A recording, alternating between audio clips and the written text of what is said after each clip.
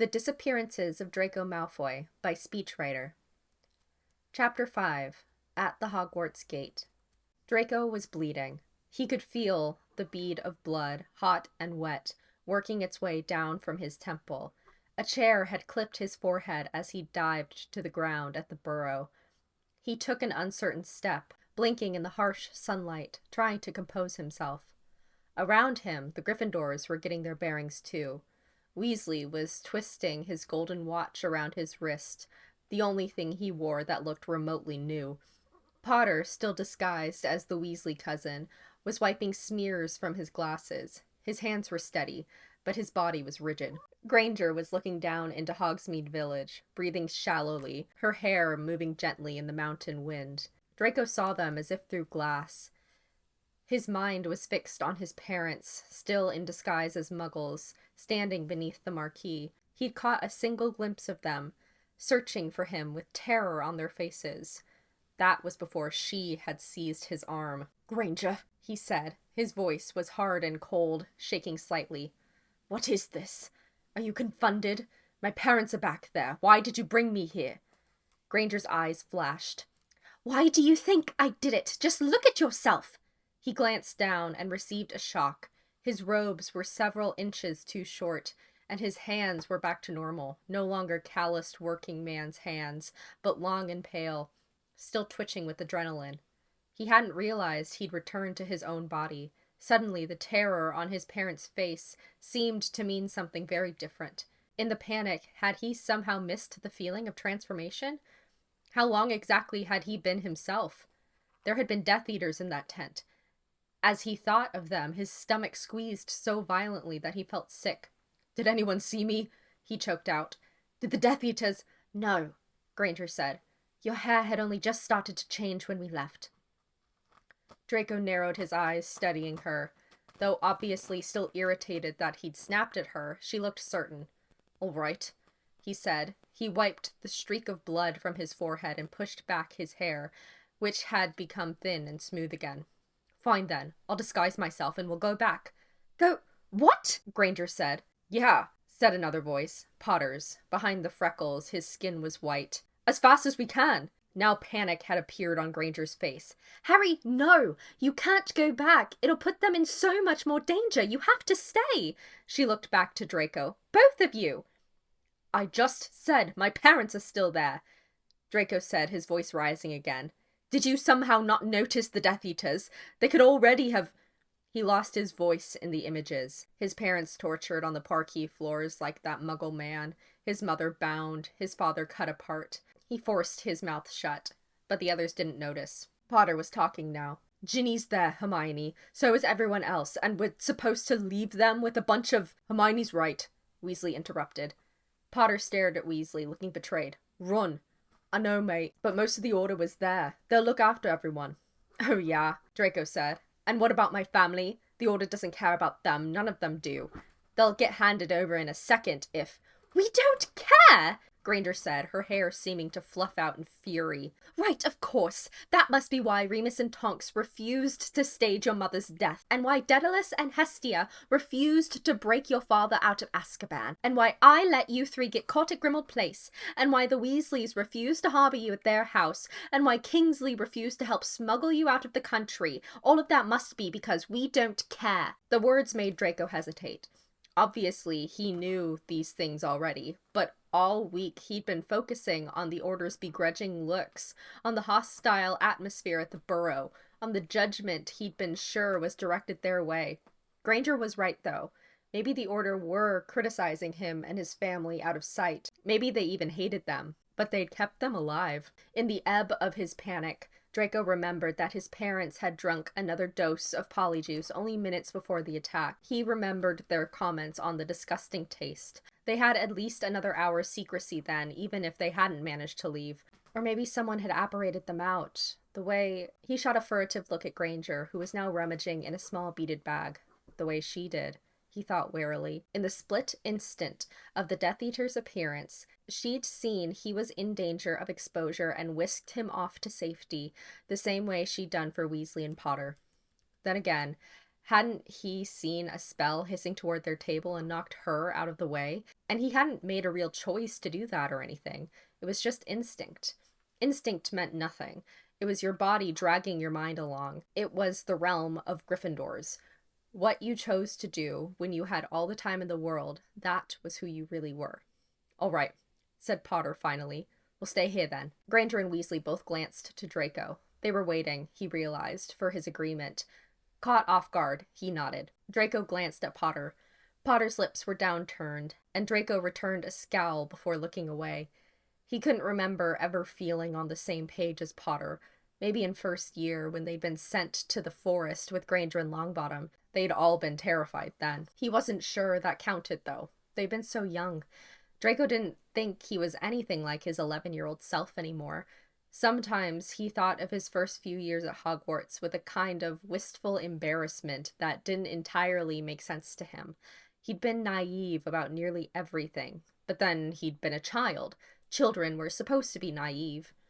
Weasley was looking down at Hogsmeade now. "Why are we here?" he asked with a frown. "Please, Granger," Draco muttered. "Tell me you're not thinking about going to Dumbledore's funeral." "No," Granger said quietly. "No, I don't think we can, not when Scrimgeour—" The weight of the Ministry's collapse settled over them, and the wind seemed to increase in volume. If the Death Eater's grip had been strong before, it was about to become a stranglehold. Even with Shacklebolt's help, Draco wondered if he and his parents would be able to leave the country at all now. Magic would have been kept to a minimum. They would have to slink away like muggles. The idea made him feel an ugly, creeping sense of shame. "So why here?" Weasley repeated. "Well, I thought we might be able to fetch the—" Granger cast a furtive glance at Draco. Draco let out a sigh. "Would you like me to stick my fingers in my ears and say la la la?" "Yeah, thanks," said Weasley. Granger shook her head. "Oh, it doesn't matter. He knows enough already. The sword, Malfoy, we need it." "What, Gryffindor's sword?" Granger nodded. "It can destroy Horcruxes. It's been impregnated with basilisk venom, which is one of the very few substances that—" "How are we supposed to get it, though?" Weasley broke in. "Can't exactly stroll up to the front door, can we?" Potter suddenly let out a frustrated groan. "The cloak! Merlin, I had it on me all of last year, and the second we need it— "I have it here," Granger said, and to Draco's astonishment, she reached into her beaded bag, which was hardly larger than her fist, and pulled out a long, fluid stream of invisibility cloak. The same cloak he realized that McGonagall had handed him the night of the Death Eater's invasion. None of the boys spoke, all staring at Granger. "Undetectable extension charm," she said defensively. Weasley shook his head. "You're genius, you are," he said in a slightly dreamy way that made Draco's lip curl. "Thank you, Ron." Granger's cheeks were tinged pink, but she didn't look at him. "Anyway, it won't fit the four of us, but—" "The four of us?" The sappy look disappeared from Weasley's face. "Hang on, we're not bringing him along, are we?" He jerked his head at Draco, who bristled. "Yeah, you damn well are," Draco said coldly. "If something goes wrong with your little plan and you three disappear, what exactly am I supposed to do? Dance into the 3 broomsticks and ask for a gilly water? You're getting me back to my parents."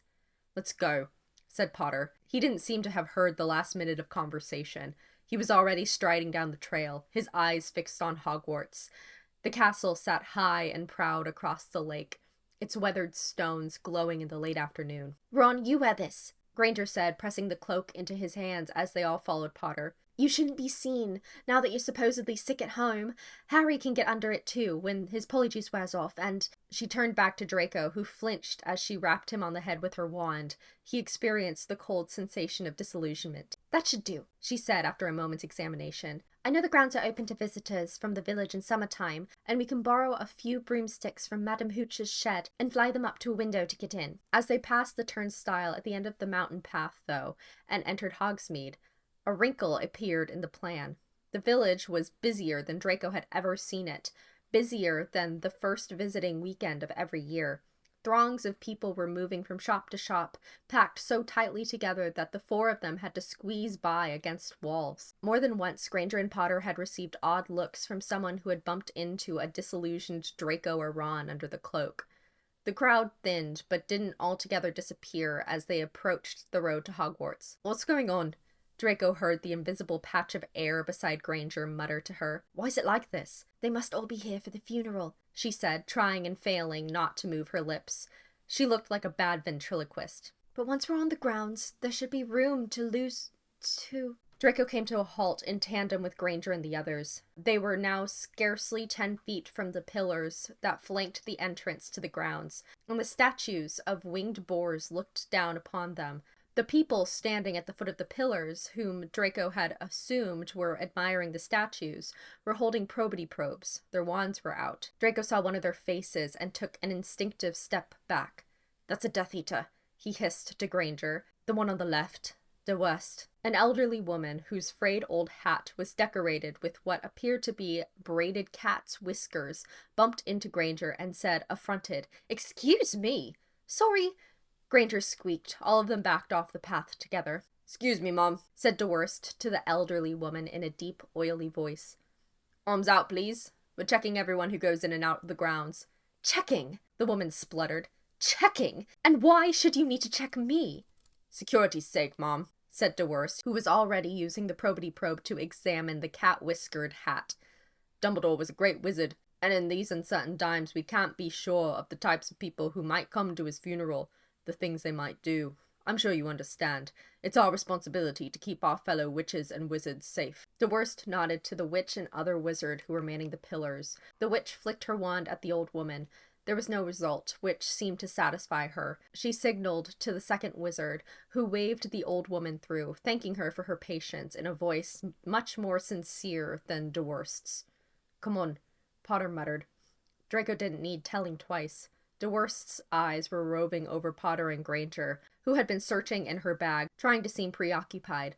The ruse was growing thin, as the bag would look to any normal person like something that could be searched in about 6 seconds. They retreated to a spot halfway between the gates and the village, settling in a dip by a grassy knoll. Granger and Potter reclined on the grass, in a passable imitation of two people enjoying a slow afternoon, watching the castle's reflection in the lake. "What are we going to do?" Granger whispered. "The forest is the only way in besides the front gates," Draco said. "How would you know that?" said Weasley's voice from under the cloak. "Weasley," Draco said. "Do you obliviate yourself every morning to remove all danger of retaining information? I spent last year trying to kill Albus Dumbledore. I know all the castle's weaknesses when they're on high security, and it looks like they are now. It doesn't make any sense," said Potter, frowning. "Why would the Death Eaters bother with security at Dumbledore's funeral?" Draco rolled his eyes, but before he could disabuse Potter of this idea, Granger beat him to it. "Oh, Harry," she sighed. "You didn't believe any of that, did you? They'll be there in case it's a rallying point of sympathy for Dumbledore's supporters. I'm sure they're trying to sniff out Order sympathizers." After a moment's consideration, Potter said darkly, "I'll bet this was Snape's idea. It wasn't enough to just murder Dumbledore. He had to use his funeral to try and sabotage the Order." Draco shifted on the grass, remembering Snape's face in the shadows of Grimmauld Place. "I couldn't have done anything to stop Snape," he told himself. He'd been trapped in headquarters, and Snape had made the vow. Besides, he might well have saved his father by having that conversation with Snape. Granger was looking sympathetically at Potter. "It's awful, isn't it? Knowing what he did, and that he's just walking around in there as if he didn't do anything at all." She shook her head. "We'll have to look out for him once we're in the castle, too." "Greasy git," Weasley mumbled. "Slimy old bat," Potter added. Granger, clearly suppressing a smile, glanced over in Draco's general direction. "All right. Where's this entrance to the forest, Malfoy?" Draco hesitated. He didn't particularly want to brave the forest, but what was the alternative? Sit here and torment himself with thoughts about what might be happening to his parents? "The fence has a gamekeeper's entrance," he said. "Somewhere in the forest. But touch the fence anywhere else, and you set off a caterwauling charm. I followed alongside it for ages last year, and it runs right into the heart of the place. I never actually found the gate, though. Kept bumping into all the foul stuff that idiot keeps in there." "Don't call Hagrid an idiot," Granger snapped at the same time that Potter said, "Keep your mouth shut about Hagrid." Whatever Weasley's indignant remark was, Draco couldn't hear it over the other two. Yeah, he yawned, getting to his feet again. "Let's go." Go into the forest," Weasley said. "No, come off it. There's got to be another way. Why can't we use the Shrieking Shack?" "Snape knows about that passage," Potter said. "I'll bet he's closed it off at the other end, and put a charm on it to tell him if it's being used." He started down the hill. "Come on, Ron, we've gone into the forest loads of times." "Yes," said Hermione. "And when exactly has that gone well?" Potter didn't answer, but he did crack a sheepish grin back at her. Draco trailed 10 feet behind them, watching Potter and Granger murmur to the space in the air where Weasley was. Weasley's voice said something low and worried, and Granger and Potter hastened to reassure him. "It'll be fine, Ron," Granger was saying softly, though now she looked worried herself.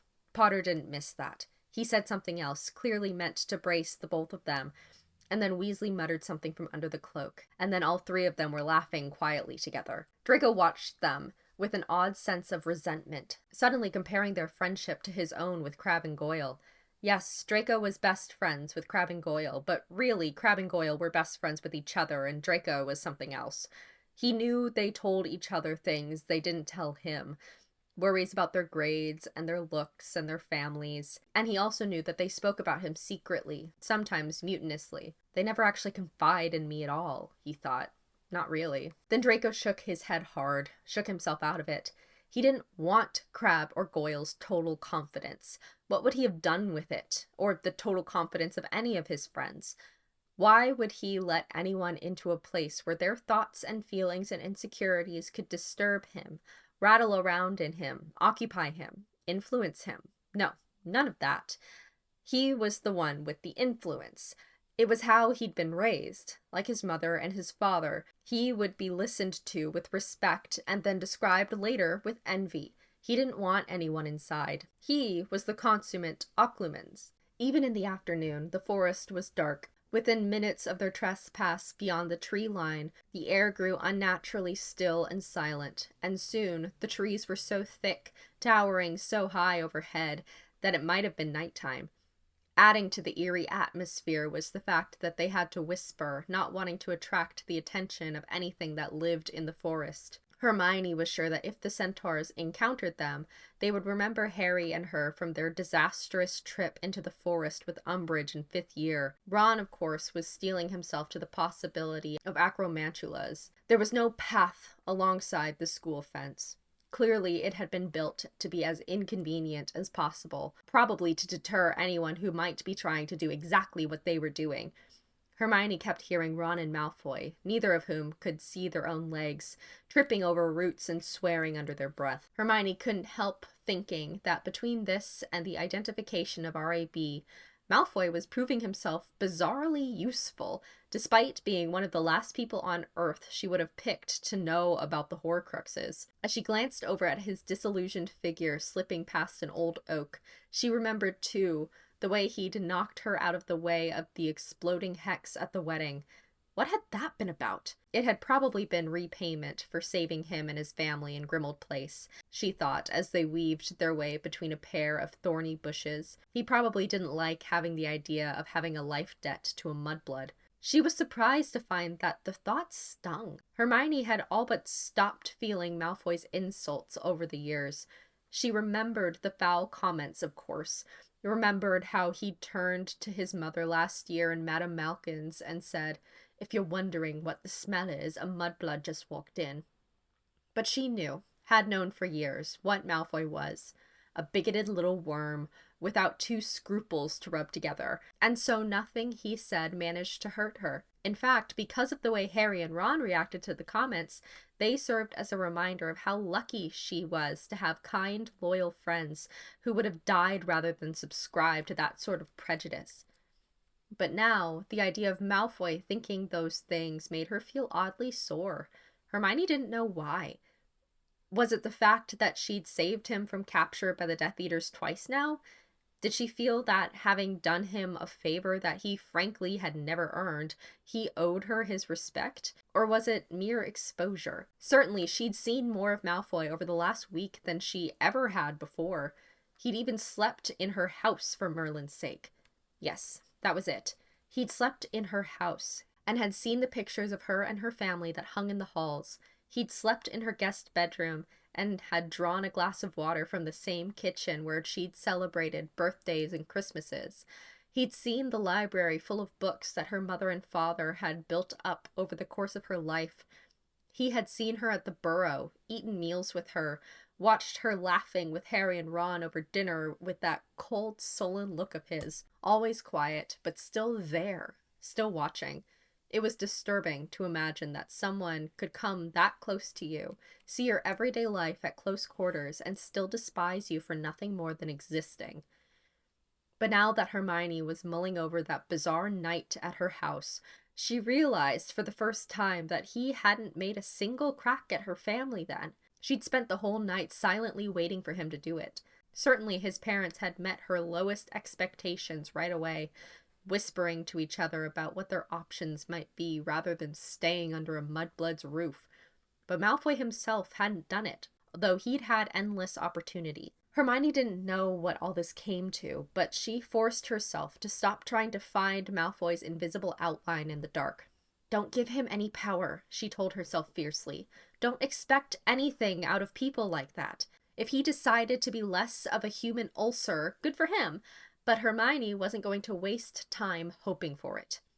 Finally, after what must have been a mile or more, Harry's polyjuice wore off, somewhat to Hermione's relief.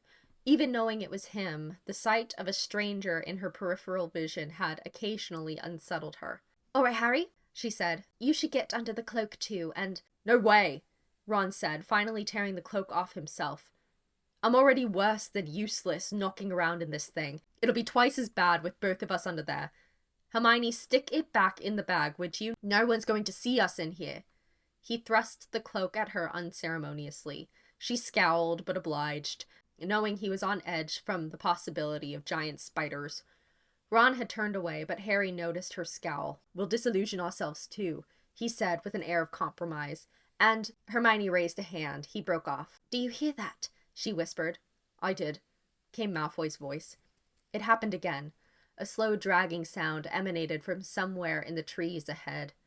Harry immediately disillusioned herself.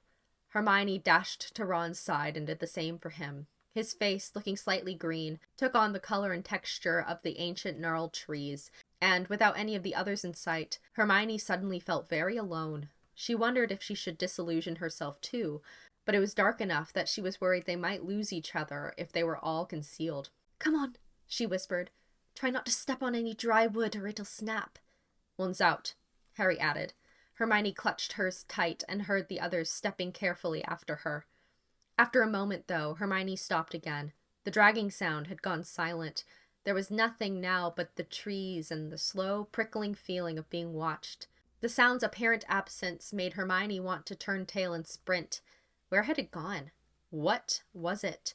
Or had it sensed them and was now lurking ahead, waiting for them? They started walking again, but Ron was moaning under his breath. "I don't like this," he said. "I really don't like this." "Careful, Weasley," Malfoy muttered. "It probably smells fear." "Shut up," Harry hissed. Crunch. They all stopped moving.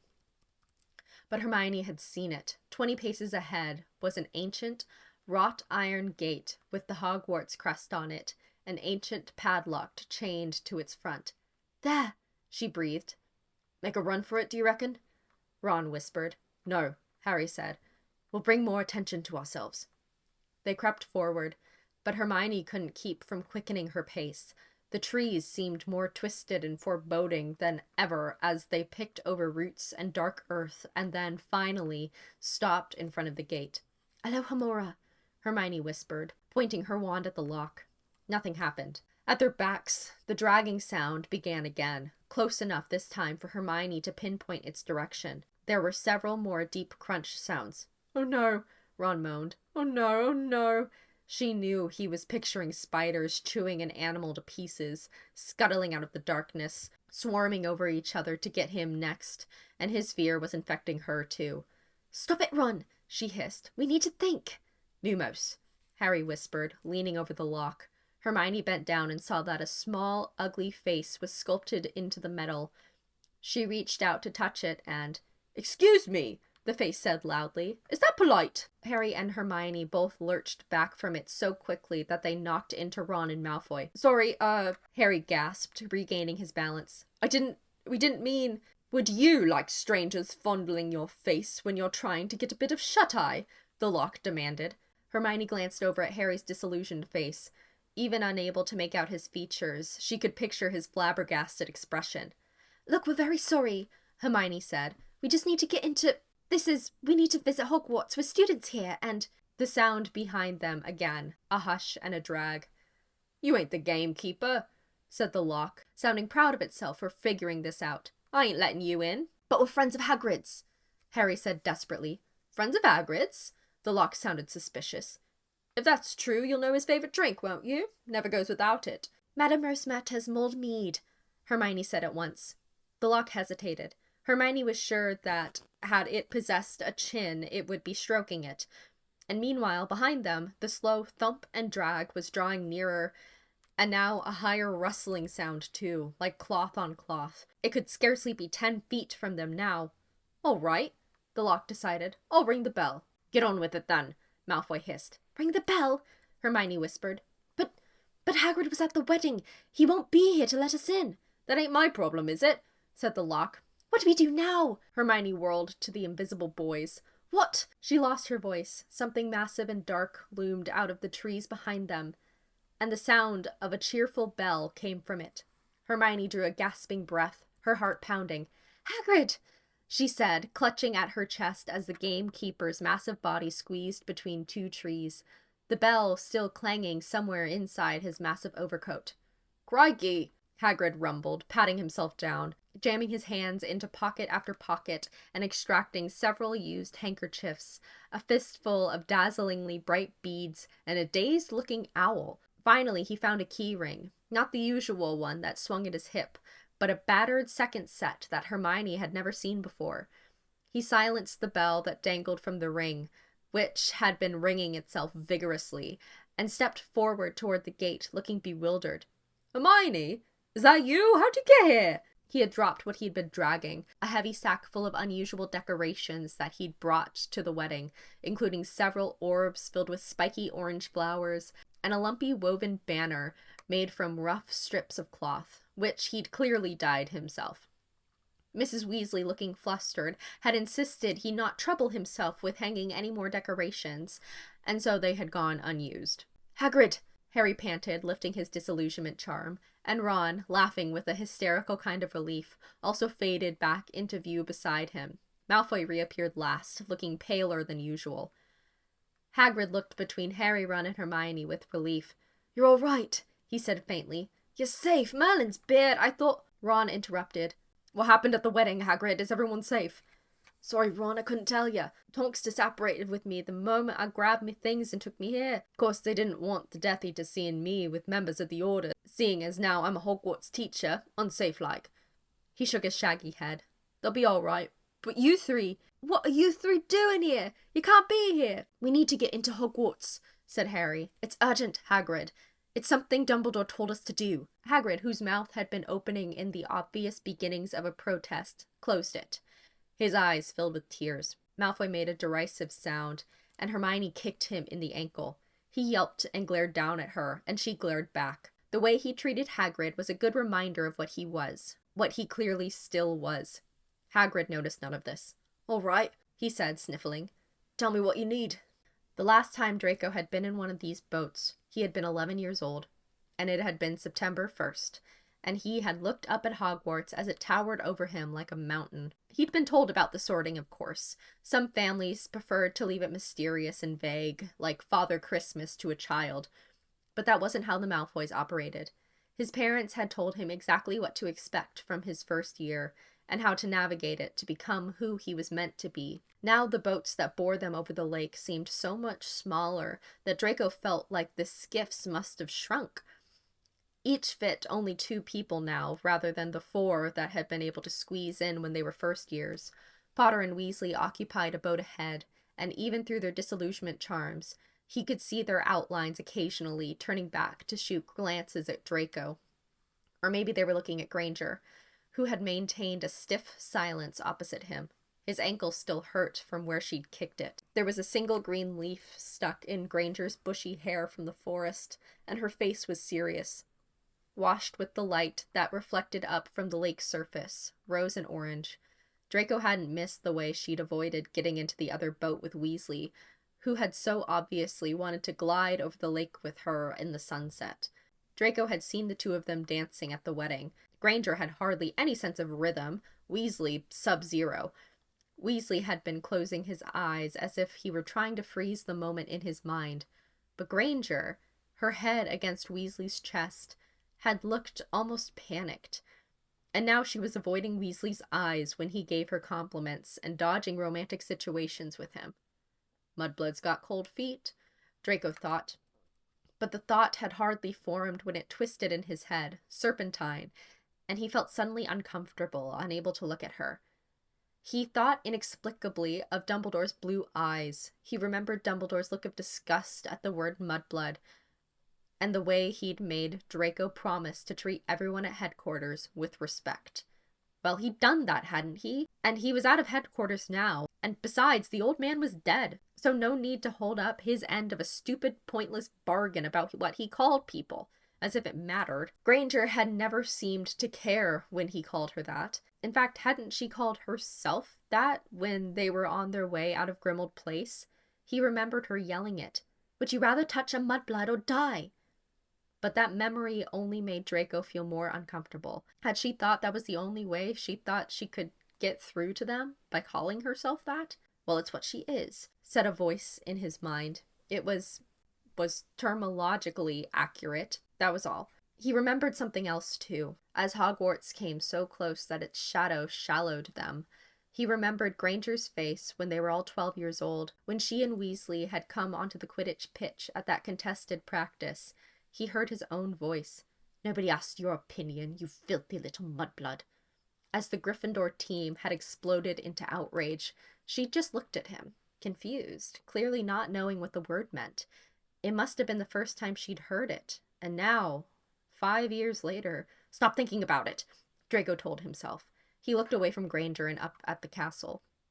Hogwarts, at least, was huge as it ever had been, still large enough to make him feel small and new, as if he'd never done anything in his life. The boats took them through the curtain of ivy, through the underground passage, and up to the side entrance. They disembarked, and soon they were padding down the empty school halls.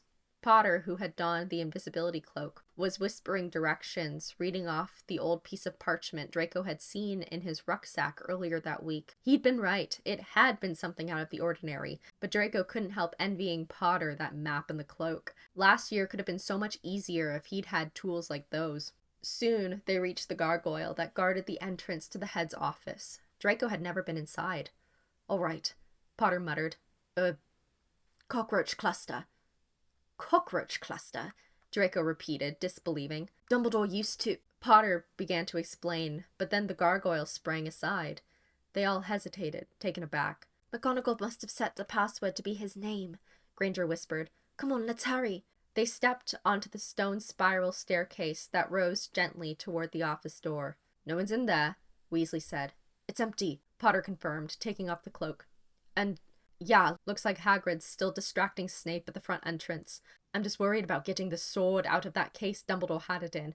I'm sure Lohomora won't work on it." "Maybe he'll have prepared for some sort of contingency plan," Granger said, "for if you needed to get to it." Potter didn't answer. "Doubting Dumbledore, are you?" Draco muttered. "Welcome to the club. He didn't leave me and my parents anything useful, that's for damn sure. And he promised he'd help us stay alive." Potter looked at Draco with the usual animosity, but there was a hint of doubt there too. "Ignore him," Weasley said, shooting Draco a dirty look.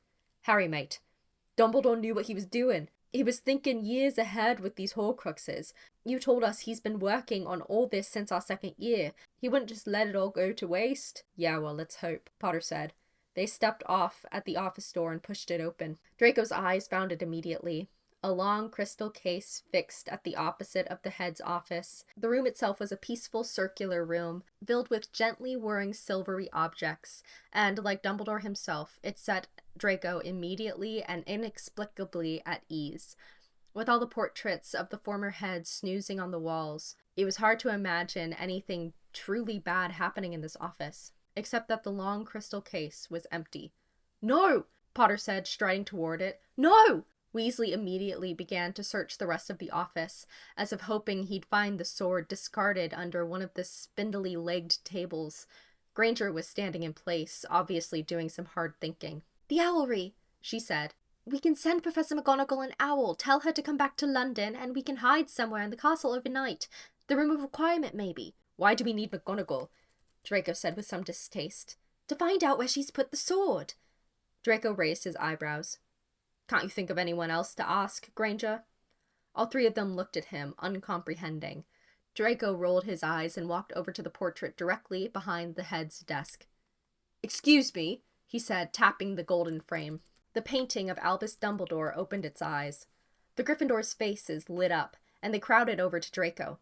Potter nearly knocked him out of the way in his haste to speak to Dumbledore. Draco thought he saw a flash of something like indignation on Potter's face.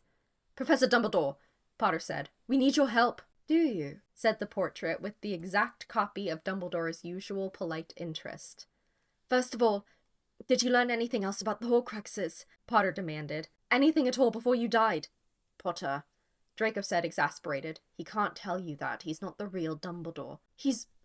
What? Portraits aren't ghosts, Potter. What, did you sleep through all of History of Magic? Potter's cheeks colored. No, he said. Granger made a funny noise that might have been a stifled titter. Well, anyway, Draco said, they can see what's happening and remember what they've seen, that's all. That's true, Granger said. He'll just be a sort of essence of the real Dumbledore. She faced the portrait, who was smiling benignly down at them. But you're all here to help the current headmaster, aren't you? Precisely, my dear girl, said the portrait. Well, that's all right, then, said Weasley, brightening. We're on McGonagall's side. Sir, Potter said, did you see where Professor McGonagall put the sword that was in that case? It's important, it'll help her. Ah, the sword. Dumbledore's smile faded. Yes, unfortunately, Minerva was forced to surrender it.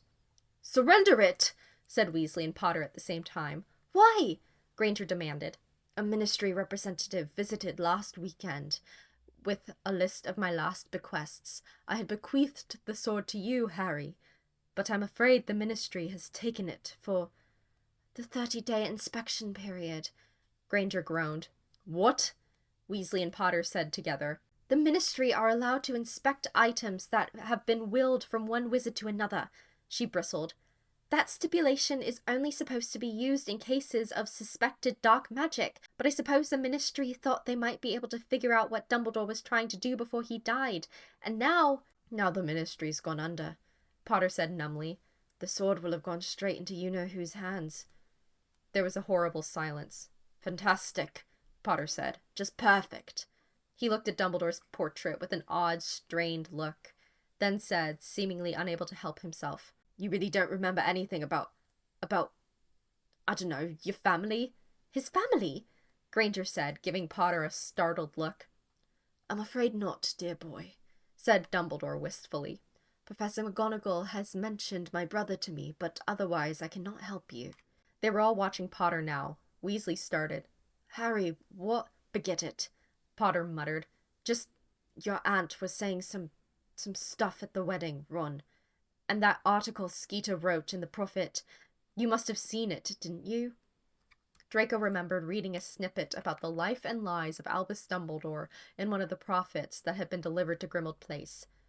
I read it, he said. The others glanced at him, looking slightly surprised, as usual, to see that he was there. Draco lifted his shoulders. What, so his mother and sister died when he was our age? Big surprise. The man was ancient. Loads of people died back there from accidental magic. He curled his lip. God, you're not actually buying everything Skeeter says, are you, Potter? How gullible are you, exactly? I spent our entire 4th year feeding her whatever lies I liked best. The woman prints anything she thinks will sell. He stopped talking. He was trying to insult Potter, but he was coming out sounding more like reassurance, which was annoying. Weasley said blankly, But what does that have to do with the Horcruxes? Nothing, Potter said, his troubled expression clearing. That's what I'm saying, forget it. The sword's miles away now, and it's not safe here. We should... He broke off, looking tense with possibility. Hang on. What is it? Granger said eagerly. Well, while we're here... Potter chewed his lip for a moment. We thought he might have hidden one here, didn't we? Draco looked from one Gryffindor to the next. Excuse me, he said. Hidden one? How many of these Horcruxes are there exactly? 6, Granger said. But 6? Draco said, aghast. But 2 have been destroyed already. Dumbledore took care of one, which was an old family ring. The other was a diary. Granger gave him a sidelong glance. that your father slipped to Ginny Weasley in our second year. She counted off on her fingers. Then there's the locket, which was Salazar Slytherin's, the cup that belonged to Helga Hufflepuff. The snake, Weasley put in. You know whose snake. Granger nodded and held up her pinky finger. We don't know what the last is. It could be something belonging to Ravenclaw or Gryffindor, although I've read everything I could get my hands on about the founders, and I can't find anything that suggests Gryffindor ever had any significant object besides the sword. It looks like we have some time, too, Potter said, scanning the Marauders map. Hagrid's done it. He's drawn Snape right down to the grounds.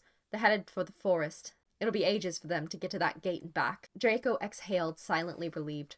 He'd promised Snape that he and his family wouldn't be a threat to the Dark Lord after all, and the Gryffindor's quest was the gravest threat to the Dark Lord he could imagine. I'm not helping them, though, Draco thought quickly. He was just watching. That was all. He hadn't done anything for them that they wouldn't have done themselves. It didn't take a genius to follow the fence and see if there was a second entrance to the grounds, and R.A.B., well, he'd said it himself. Sirius Black had been Potter's godfather. They would have figured it out eventually. Yes, Draco was still neutral. He was only here at all to ensure he got back to his parents safely. And yet he was already thinking about the fourth Horcrux. It could be the diadem of Ravenclaw, he thought. Surely Granger had come across that in one of her books. He waited for her to suggest it, but no one did. Potter paced the office saying, "The cup, Ravenclaw, Gryffindor," in uneven cycles, like he'd had a vocalizing charm put on him that was gradually wearing off. "I don't know, Harry," Granger said after several minutes of this. "Even if we determine which of the two it is and what it is, how are we supposed to find where it is? To search the entire castle would be—" "It would take ages, yeah," Weasley said. "Maybe we'd better use the time to get out of here safely." Potter looked stubborn. "It'll be 10 times harder to get back into Hogwarts once the school year started, and almost impossible to search with no one noticing. If a Horcrux is hidden here, this is our best chance, and I just have a feeling about it, all right. This was where he chose his new name, where he'd gathered the Death Eaters. Hogwarts made him special. It meant everything to him." Draco glanced at Weasley and Granger, who were exchanging an uneasy look. Potter was speaking as if he knew the Dark Lord personally. Well, if Potter was going to run down the clock until Snape got back, Draco couldn't let them sit around and wait to figure it out. "The diadem of Ravenclaw," he said. They all looked at him. "The lost diadem," he said. "My father told me about it during OWL year. Back in his time, the Slytherins used to look for the diadem during the Easter holidays instead of studying. It was sort of a tradition." "Why?" Weasley said. "Keep up, Weasley. It was Rowena Ravenclaw's invention, wasn't it? It's supposed to make you cleverer, obviously." He shrugged. "Pretty stupid use of time, if you ask me. Not like the examiners would have let you wear a crown during the tests, even if you found the thing. Or maybe they'd make an exception if you dug up a historical artifact." "Lost diadem," Potter repeated. "How long has it been lost for?" Draco shrugged. "Centuries, probably." "Yes, well, we're looking for something that was found at most 50 years ago," Granger said impatiently. "Granger, do you really think the Dark Lord would have told anyone he found it?" "No," Potter said. "Riddle definitely wouldn't have told anyone." He was pacing faster now, excited. "Still, though, where would he have left it?" "The Slytherin dormitories," Weasley suggested. Draco looked up at the ceiling. These three were never going to complete their quest. Ever. "Weasley, haven't I just told you that Slytherins recreationally hunted the diadem every year for decades? Don't you think we might have found the damn thing if it were right under our noses? Maybe your lot just weren't as good at magic as you know who," Weasley shot back. Draco let out a derisive laugh. "What, and the four of us are going to have a such different outcome?" "He wouldn't have left it in the Slytherin dormitories," Potter broke in, speaking again with that slightly uncanny certainty. "If it was Ravenclaw's, he might have left it in Ravenclaw Tower, and that'd show how in touch he was with Hogwarts. Otherwise, he'd have wanted to put it somewhere that was important to him personally, somewhere that showed how powerful he was, or how magical." Weasley looked unnerved. "Blimey, you really understand him," he said with a strained laugh. "But what sort of place would that have been?" Granger said. "And when would he have done this anyway?" "We know he came back to ask Dumbledore for the defense job," Potter said. But he wouldn't have had very much time at all then, said Granger. Potter didn't seem deterred by this line of reasoning. How much time do you need to plant something somewhere? Weasley shook his head. But this is the Horcrux we're talking about. He put a whole army of Inferi in that cave to guard that locket. You really think he'd just dart into the castle without time to put up protective enchantments or anything and stick it somewhere? Well, Potter started, sounding defensive, but then he sucked in a sharp breath. The map fluttered out of his hand, and he looked at Draco. It hit Draco at the exact same time. There was somewhere hidden in the castle. Somewhere that nearly no one in Hogwarts history had known how to enter. There was a place that would have been the perfect spot for a small, unobtrusive object to be placed and protected and forgotten. Hadn't Draco even seen it? He'd practically lived in the Room of Hidden Things last year. He'd slept there night after night after night, had gone up and down every alley of discarded objects, had memorized his way through that maze. Hadn't he seen on multiple occasions an eye-catching bust wearing a wig and a battered old tiara? "What?" said Granger, looking between Draco and Potter. "What is it?" Weasley looked alarmed. "Harry, are you all right?" "More than all right," said Potter, snatching up the map. "I know where the lost diadem is. Let's go." Chapter 6. The Lost Diadem. 3-foot-long plume quills, as soft and fluffy as trails of smoke, their nibs planted into vases like the stems of flowers. Networks of spiderwebs so thickly draped with dust that they looked like the most finely spun lace. Towers of bookshelves and dated chairs with upholstered backs, and accordions of cushions falling 10, 20, 30 feet to the floor. Cataracts of brocade, cool light emanating from a source impossibly high above, from an uncertain ceiling, as if the moon were hidden behind several layers of thick paint. Hermione was wide-eyed. It was impossible to take everything in at once, and soon her neck was sore from how many times her head swiveled upon it. Harry, who had been inside the Room of Hidden Things once before, was striding determinedly ahead, scanning for the Horcrux. But Malfoy, who had spent cumulative weeks in the room last year, had his hands deep in his pockets, and his eyes were flicking from side to side, only reluctantly. "This place is unbelievable," Ron whispered. "I know," Hermione whispered back. It felt wrong to speak at any real volume, like they were in a library full of ancient books. Harry glanced back at them. "Hermione, anything?" She leapt. The Marauder's map was held in her limp right hand. She'd been tasked with keeping an eye on Snape, since Harry had seen the Horcrux before, and would be more use trying to spot it undistracted. But at the sight of the room, the map had slipped from her mind. She scanned it. "All clear," she said, hurrying to catch up with Harry and Malfoy. "He and Hagrid are still in the middle of the forest." "I don't get it," Ron said, jogging up behind them too, frowning at the mountains of objects. "How can you know who have thought he was the only one to know about this place, when it's full of stuff?" "You can find it without knowing what you found," Harry said. "Fred and George and Dumbledore all found the room by accident. I'd bet all this is from students who only came in here once, and then couldn't find the place again." "That doesn't explain this," Ron said, pointing at a 4x4 stack of faded yellow sofas that crisscrossed upwards like logs at a bonfire.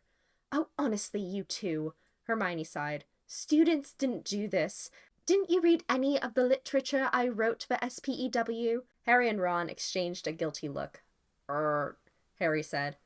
"Well, if you had read the pamphlet I distributed in September of last year, you would know that the Hogwarts house elves are responsible for repairing, maintaining, and disposing of all objects that have been misenchanted, disenchanted, hexed, or otherwise magically discombobulated, even at great risk to their own personal safety." "Right," said Ron. "And that means what, exactly?" Hermione saw, with a hot jolt of irritation, that he was trying not to grin.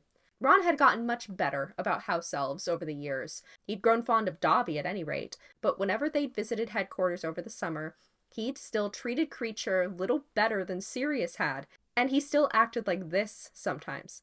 "It's not funny, Ron," she said hotly. "I'm saying that all this," she waved around at the mountains of detritus, represents hundreds of years of enslavement.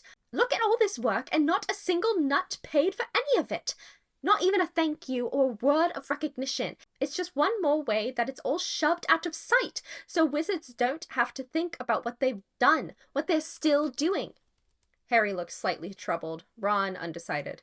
Malfoy, on the other hand, finally stopped feigning deafness and said, Granger, would you stop sermonizing? House elves don't even want freedom. He jerked his pointed chin at the surrounding piles of objects. You can get this lot to quit if you offered them all the money in Gringotts. They love serving wizards. Ron looked more disturbed by this than by anything Hermione had said, and Hermione knew why. How many times had Ron used that exact line of argument in their 4th and 5th years when they discussed elf rights? She couldn't help feeling even angrier and more disappointed by this. Was that really what it took to see how abhorrent your own complacency was? To hear it coming from the mouth of an enemy? With a savage sort of relief, she turned her irritation with Ron onto Malfoy instead. Oh, really? She said, her voice rising. How would you know what elves want exactly? Have you ever spoken to an elf besides ordering them around? Tell me, in all the years that Dobby lived at your house, how many times did you ask him anything about his thoughts, feelings, or opinions? Say it's more than 0 and I'll swallow fiend fire. That's not the... Yes, it is the point. At least most other wizards can claim ignorance. They can all say the house elves were thrilled to be doing their bidding because unfortunately most elves haven't been given the opportunity to learn what freedom would feel like. But you don't even have that much. Dobby hated being enslaved. He was thrilled to be free. Malfoy stood his ground. Oh yeah? And why do you care? Let me guess. It's yet another way to show off how much better than other people you are. I didn't realize your hero complex was even worse than Potter's. Hermione let out a high, strained laugh. Why do I care? Her voice rose. Why do you think I care? Why do you, Malfoy, think I might give a damn about how people treat other thinking, feeling creatures that most wizards think are beneath them? You don't think that might have any personal relevance for me? There was a long, ringing silence. Hermione hadn't expected the words to land with such a palpable thud. Ron looked stricken. Harry, for the first time, had stopped scanning for Horcruxes. They were both staring at her as if they'd never realized any of this for themselves. Something strange, meanwhile, was happening to Malfoy's face. His curled lip was twitching downward as if he were losing control of his facial muscles. His gray eyes were shadowed, difficult to read. But they kept straying away from her, then flying back onto her, as if it were painful to look at her, yet impossible to look away. Let's split up, Hermione said shortly. It'll be faster that way. Harry? She glanced at him, the one she was least frustrated with. Let's go that way. You two go right. Ron and Malfoy didn't even argue. They turned and walked off, several feet apart, not speaking. Harry was looking uncertainly at Hermione. I'm sorry, she said as they set off to the left, staring down at the map, but not really seeing it.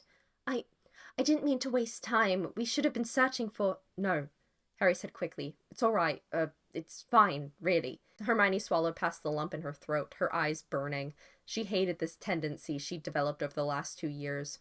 This new inability to discuss anything she cared about without wanting to cry, especially since her tears always panicked Harry and made Ron assume the somber look of someone attending a wake. They're still in the forest, she said, tucking the map away. Plenty of time.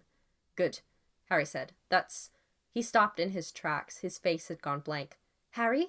She said. He pointed ahead. Then he burst into a sprint toward an open cabinet, inside which stood a bust wearing a wig. Hermione's heart leapt. She ran after him, hot on his heels, and soon they were breaking out of their run together and standing for a moment, staring up at the lost diadem. Is that... she whispered. Yeah, Harry said. I can see the inscription. She moved up to his side and saw it too. Wit beyond measure is man's greatest treasure. Harry reached toward it, but she grabbed his elbow. You're just going to touch it. What else am I supposed to do? Just wait one moment. Hermione drew her wand and aimed it at the tiara. Hexia Revelio.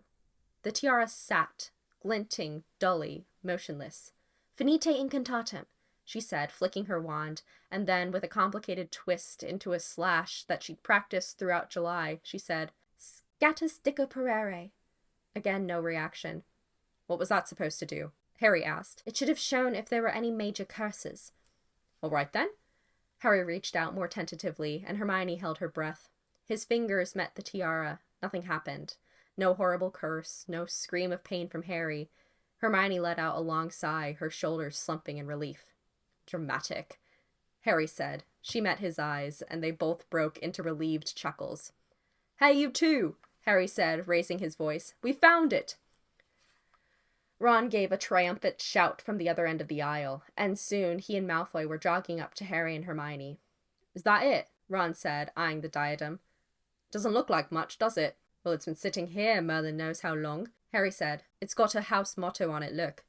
He passed it to Ron, who held it for a moment, looking uneasy. I can feel it. I would hope so, Weasley, muttered Malfoy, eyes fixed warily on the Horcrux. Now you prat. I mean, I can feel something inside it, Ron said. Hermione, look.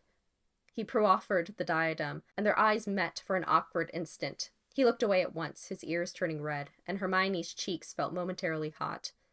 The Horcrux distracted her. The instant she took hold of it, she felt what Ron was referring to, the sense of life within the diadem, pulsing like a sluggish heartbeat. Hermione shivered. I don't like it, she said. What should we do with it? Put it in that bag of yours, Ron said. I dunno, Harry said. We can't lose this. Yeah, Ron said. But what else are we going to do? Wear it? Hermione's grip tightened on the diadem. Hold on, she breathed. That's an idea. They all looked at her like she'd suggested they adopt a blast-ended Scroot. You don't think that'd be conspicuous at all, Granger? Malfoy said with heavy irony. Unlike Ron, he seemed to have no trouble speaking to her or meeting her eyes. His face had returned completely to normal, as if the argument had never happened. Hermione was strangely relieved by this. At least she didn't have to tiptoe around him. I don't mean wear it to keep it safe, she huffed. You said Ravenclaw designed this to enhance intelligence. If one of us puts it on, we might be able to figure out how to steal the sword back from the Ministry before the Death Eaters seize Dumbledore's bequests. We may even have a brainwave about the locket or the cup. Maybe there's something we're not seeing. I don't know, Hermione, Harry said, sounding uneasy.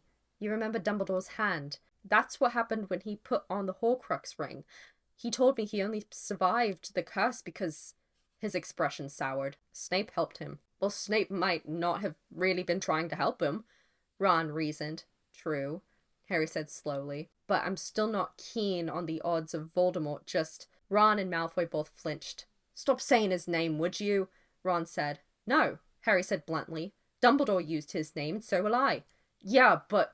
Look, Hermione broke in. I don't think we have much time. Dumbledore's will would have been executed on Monday. That means there have been 3 days already for the Death Eaters to realize Dumbledore's bequests are at the Ministry and take them. If they deliver the sword to Voldemort, we'll never get it back. She drew a sharp breath, another horrible thought striking her. And he already knows the diary was destroyed. What if he decides to make the sword into a replacement Horcrux? To make sure his soul is still in 7 parts? And this time with an object from all 4 founders, the way he originally planned. The boys were looking at her with varying shades of dread. Harry was the first to react. He nodded slowly, his face so pale that his lightning scars stood out like a brand on his forehead. I think you're right, Hermione, he said hoarsely. I think that's exactly what he'd do if he got his hands on it. And then there's a possibility he'd go check on the others, which would mean he'd know we're hunting them, said Ron. All their eyes turned to the diadem in Hermione's hands. I'll do it, Hermione said. No, you won't, Ron said fiercely, sticking out a hand. Give it here. I'm supposed to be sick, aren't I? If something awful happens to me, you can deliver me back to my family, and we can just pretend the Spattergroit got worse and... No, Harry said. If anyone's putting that thing on, it'll be me. Oh, Harry, don't be ridiculous, Hermione said. You're the symbolic head of the Order now that Dumbledore's gone.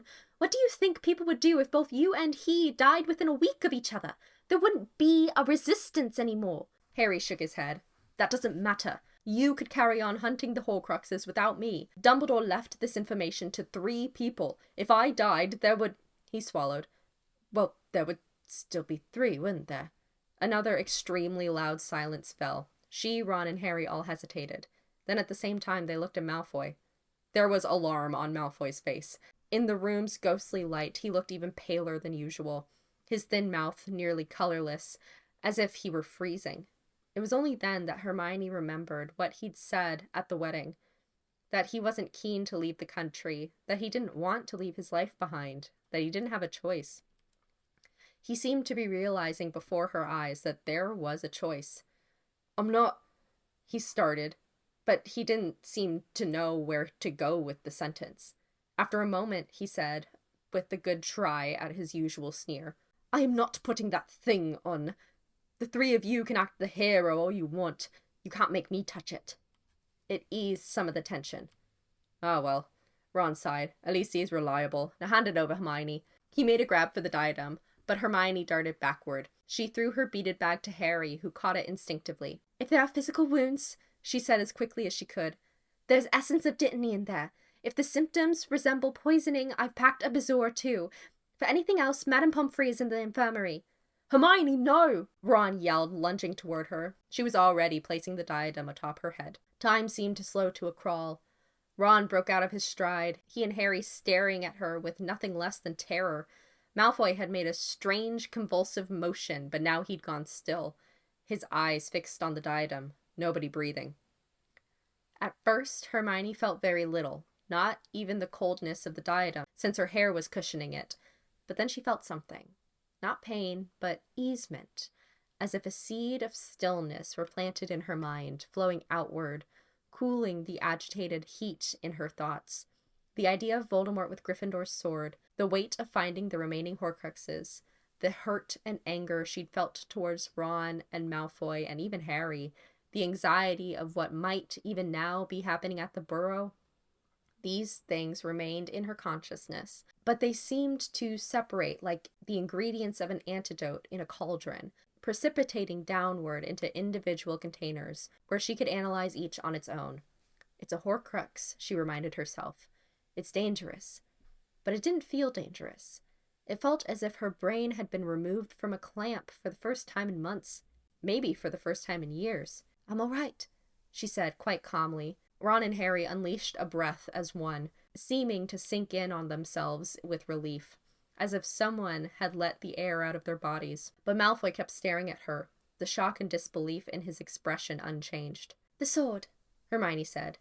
We're trying to solve two different problems with it. The first is the need to destroy Horcruxes. The second is the possibility of Voldemort transforming it into a new active fifth Horcrux. We have to think about the two problems separately. They might have separate answers. All right, said Harry. Which one do we solve first? His words sounded far away. Hermione didn't answer.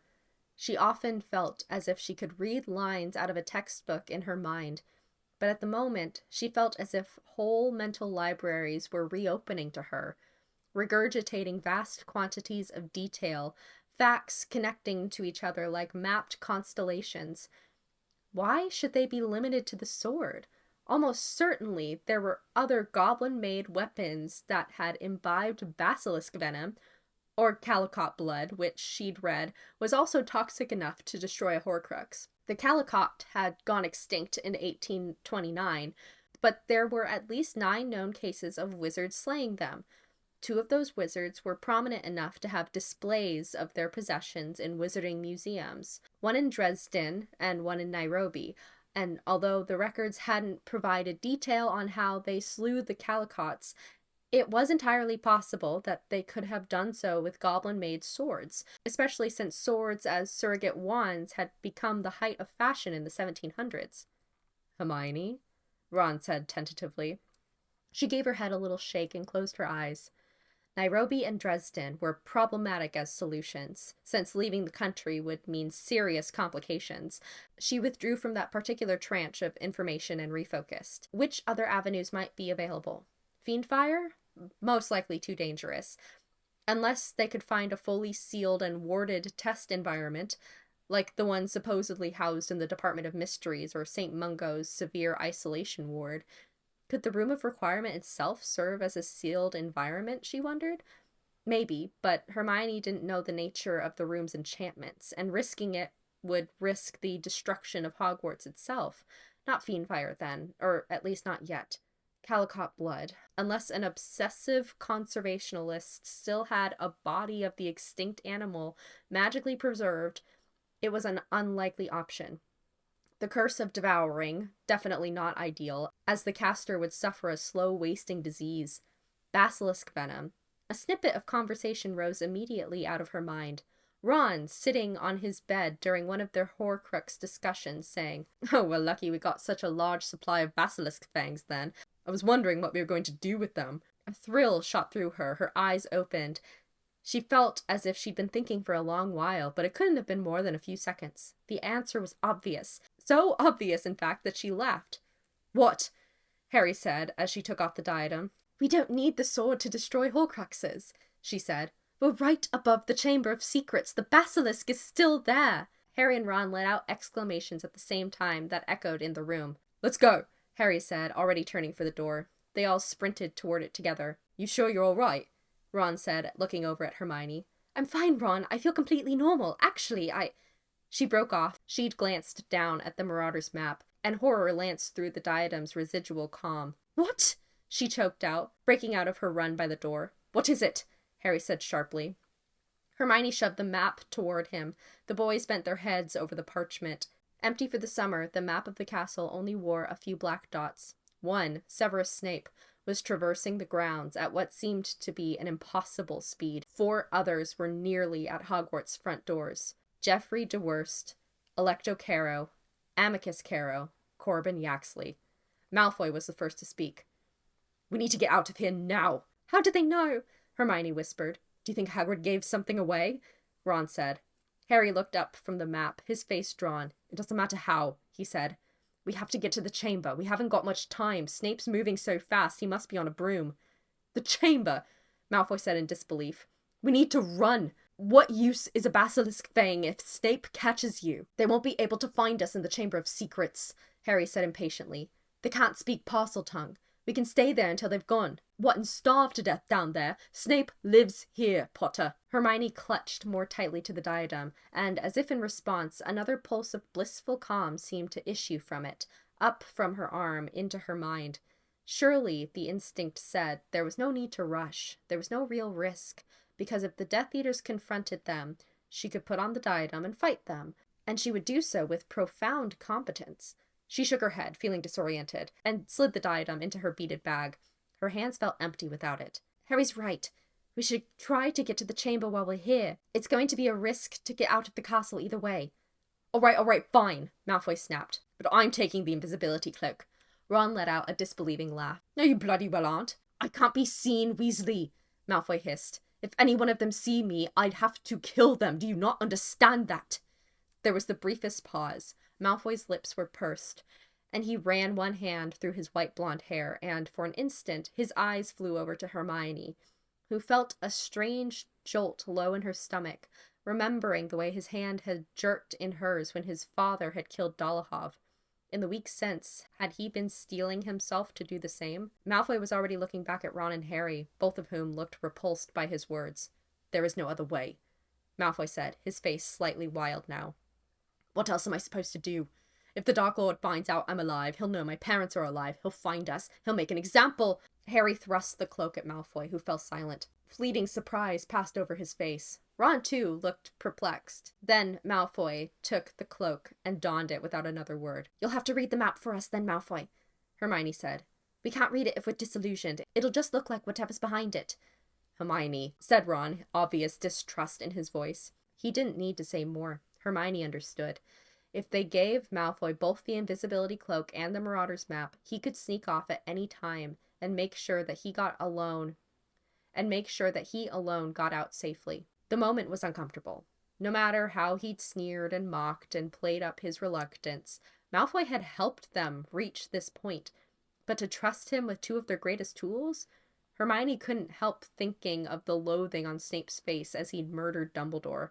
Were they making the same mistake that Dumbledore had? But then she thought, too, of Malfoy's decision in the instant that spell had coursed toward them under the marquee. She remembered the hard weight of him colliding with her, sending her to safety. She wasn't so sure he would abandon them here to die. "It's fine," Harry said. "He needs us." He turned to the patch of air where Malfoy had vanished. "You need us to get back to your parents." A brief silence. Then Malfoy's hand came from nothing and took the map from Hermione's grip.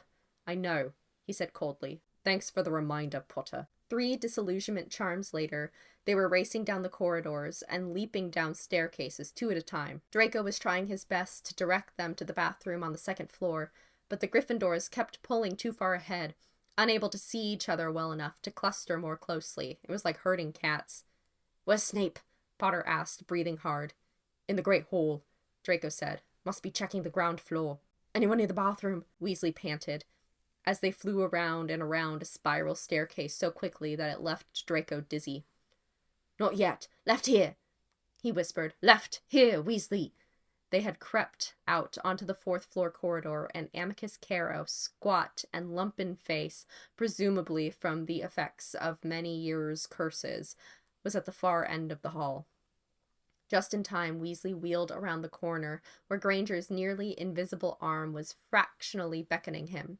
Caro apparently hadn't discerned their disillusioned outlines, but he was stopping periodically to say Finite Incantatem. The spell whooshed down the hall beside them. Their disillusionment charms held. Come on, Draco said, leading them down a secret stairwell behind a tapestry. But after several more tense minutes, as they crept through the 2nd floor hall toward the girls' bathroom, Draco realized 2 dots were converging on them. Alecto, Caro, and de Worst were at opposite ends of the hall, closing slowly inward. Stop, he hissed. We can't keep going. Malfoy, it's right there, Potter whispered. I know, but if we go that way, we're blocked in. They're coming from both sides. Which way then?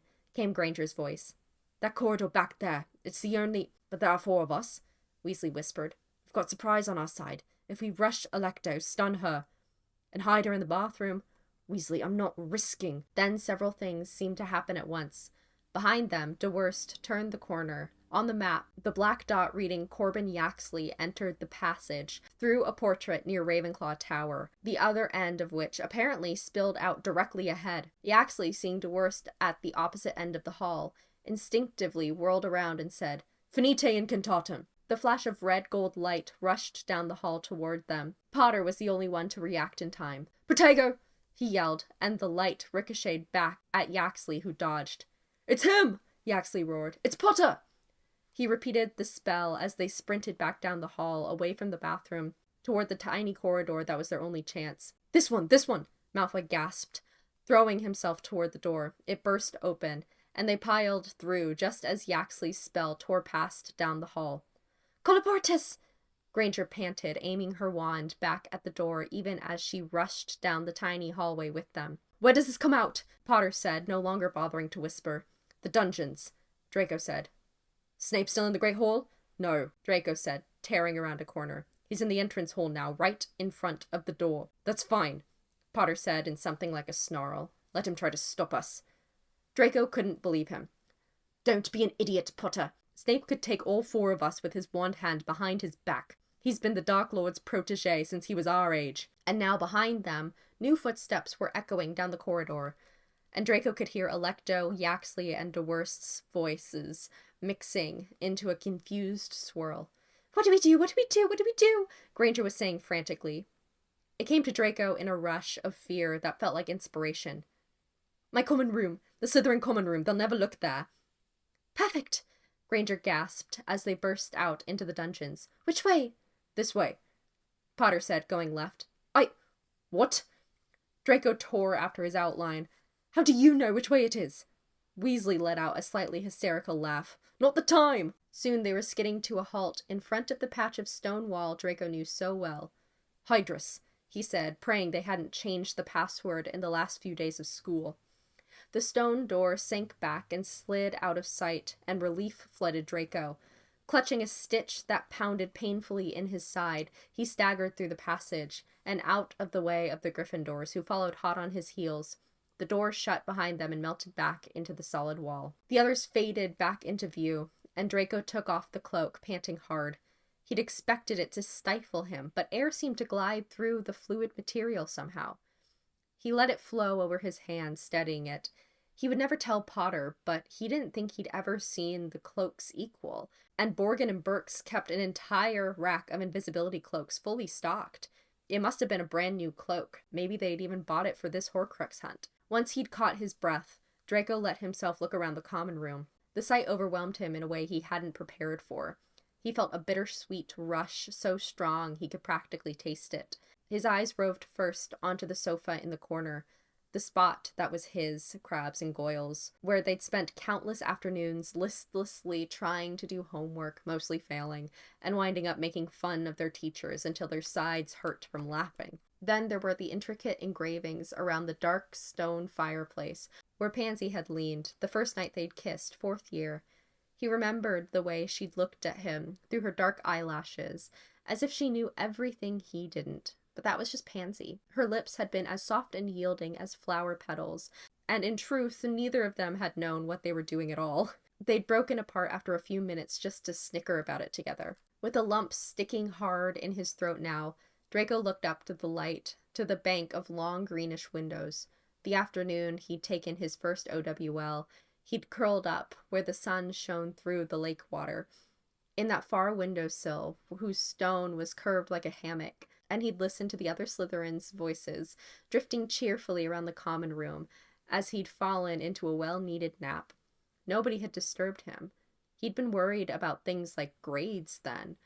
These remnants of a normal life felt almost ridiculous now, like a cliched storybook he'd read in childhood. He couldn't pinpoint when that world had slipped out from beneath him. For a while he'd blamed Potter for the whole thing, for his father's disgrace in the Department of Mysteries, but even before that, there had been transformations, hadn't there? Yes, looking back, he could see the signs. Until the end of 4th year, his parents had written him twice a week when he was at school, keeping him up to date with happenings at the ministry, international wizarding news, and any major financial moves either of his parents were considering. But over the course of 5th year, their letters had dwindled to once weekly, then once every 2 weeks, then once a month. They sounded distracted and vague in writing, and when he came home for the Christmas holidays that year, they made him stay in his room whenever other Death Eaters visited the manor. He'd hated that, being treated like a child, until the night he'd heard screaming from down the hall. He couldn't remember what he'd told himself to explain it, but he must have made up some story, something to fit with the predestined trajectory of the rest of his life. He must have told himself that person deserved it, and that he would never scream that way, like he was afraid, because he would never fail, because he was his father's son, so there was nothing to fear. They'd all caught their breath now. "This won't buy us much time," Potter said. "If they tell Snape they lost us in the dungeons, he might check here. I don't suppose there's a secret Slytherin way out of the castle," Weasley said, "just in case you lot wanted to turn tail and flee." Draco didn't dignify that with a response. Granger was frowning. "If we were in Gryffindor Tower, we would be able to summon brooms and go out the window." "Very useful," Draco said. "Let's open one of those." He gestured lazily at the windows. "And flood the school, shall we?" Potter and Granger studied the windows as if actually considering it. "How deep do you reckon this is?" Potter said. "The light's relatively clear," said Granger, "and the dungeons go much deeper. This can't be more than 15 or 20 feet. "The lake's not that bad," Potter said. "The mer people are a bit weird, but they're all right, really. Hermione, do you think you could do that bubblehead charm that Cedric and Fleur used for the second task?" "Let me see if I have it." Granger sat on one of the black leather sofas, took out her beaded bag, and began rummaging inside. "Hold on," said Weasley. "How are we supposed to stop the place from flooding, though? Not that I mind giving the Slytherins a surprise, but—" "We're not flooding this room," Draco said through gritted teeth. "You are not touching this place." Weasley looked at him with surprise, but didn't say anything. No, of course we won't flood it," Granger said, sounding distracted, still pulling endless books out of her beaded bag and somehow feeding them back into its tiny aperture. "Hold on. Ah, here it is." She extended a book called Adventurer's Charms for the Wild. "I tried a few of these charms for our OWLs. Hopefully the bubblehead charm is a derivative of one of them." As she paged through the book, Weasley settled on another sofa, scuffing his shoe against the vast Persian rug that spanned most of the common room. "I still don't understand how they knew we were here," he said. "Yeah," said Potter. Draco turned away from them. Here it came. They were going to accuse him of bringing the Death Eaters here, either accidentally or purposefully. And when he tried to defend himself by asking why he would summon Death Eaters only to help them escape, they would accuse him of getting cold feet at the last second, the same way he'd failed to kill Dumbledore. He could hear every word of the imagined argument. His heart was beating too quickly, anger and defensiveness building up in him just from the thought. But Potter spoke in a quiet, worried voice. "I could still have the trace on me, could I?" "Impossible, mate," Weasley said. "It breaks at 17, that's wizarding law." Potter let out a slow breath, and Draco realized Potter had been worried he was endangering them all. Draco thought about that ridiculous argument the Gryffindors had in the Room of Hidden Things, each bidding for the opportunity to put on the diadem, to put themselves at risk. He thought about the fear and defiance on Granger's face as she nestled the tiara onto her flyaway hair. He glanced over at Granger now, paging with some enthusiasm through Charms for the Wild. With the book in front of her, she looked calmer than she had since the wedding. She could have died in the Room of Hidden Things.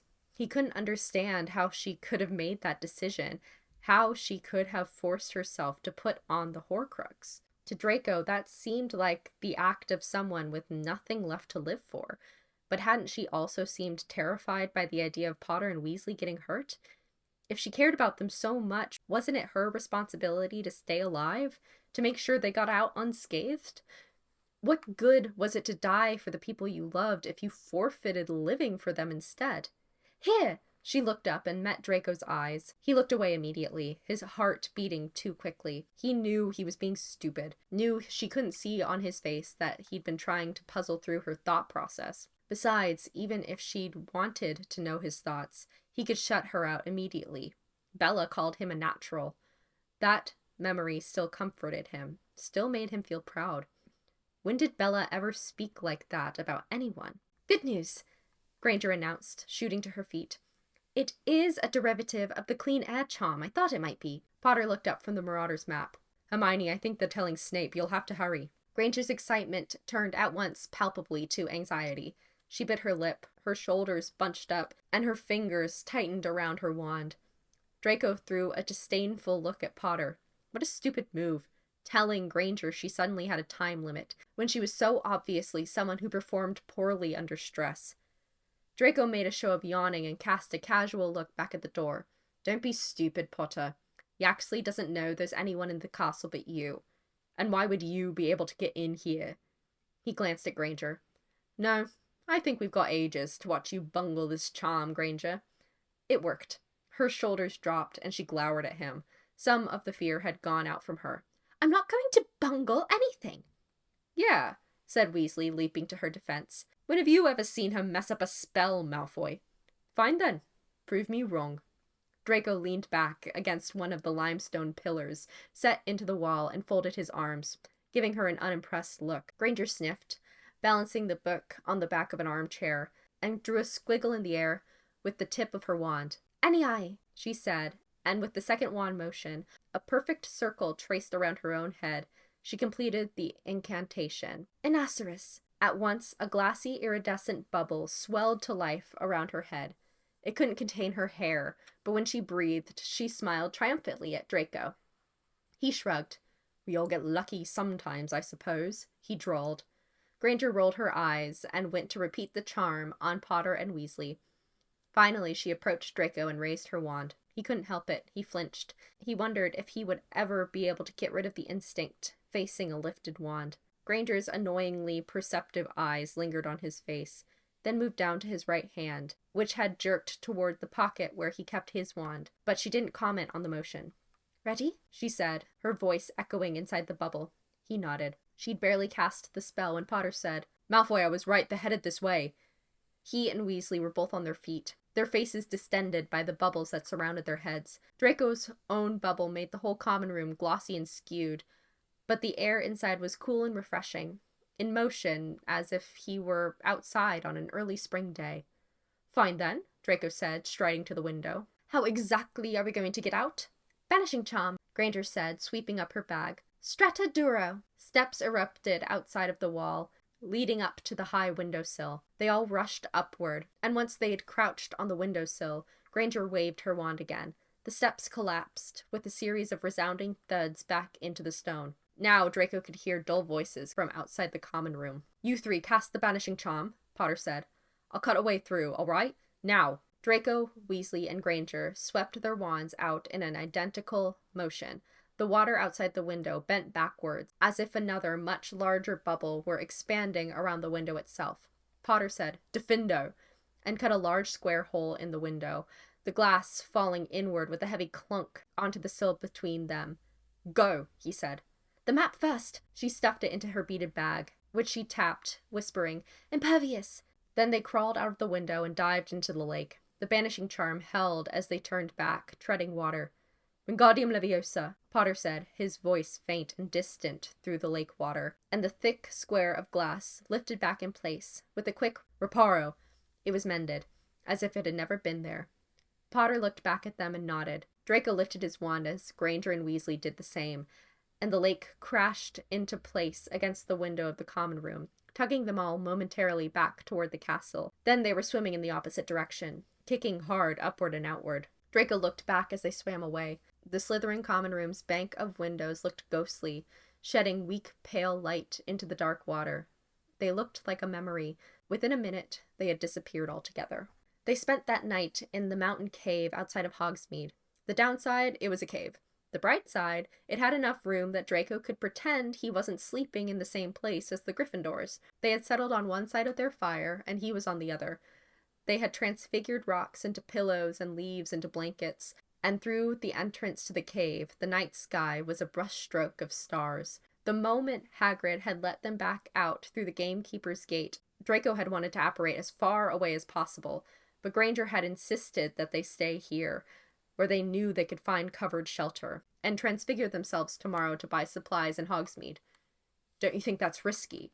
Potter had said, still shivering from the lake as he performed a drying charm on his robes. "It's less risky than anywhere else," Granger replied.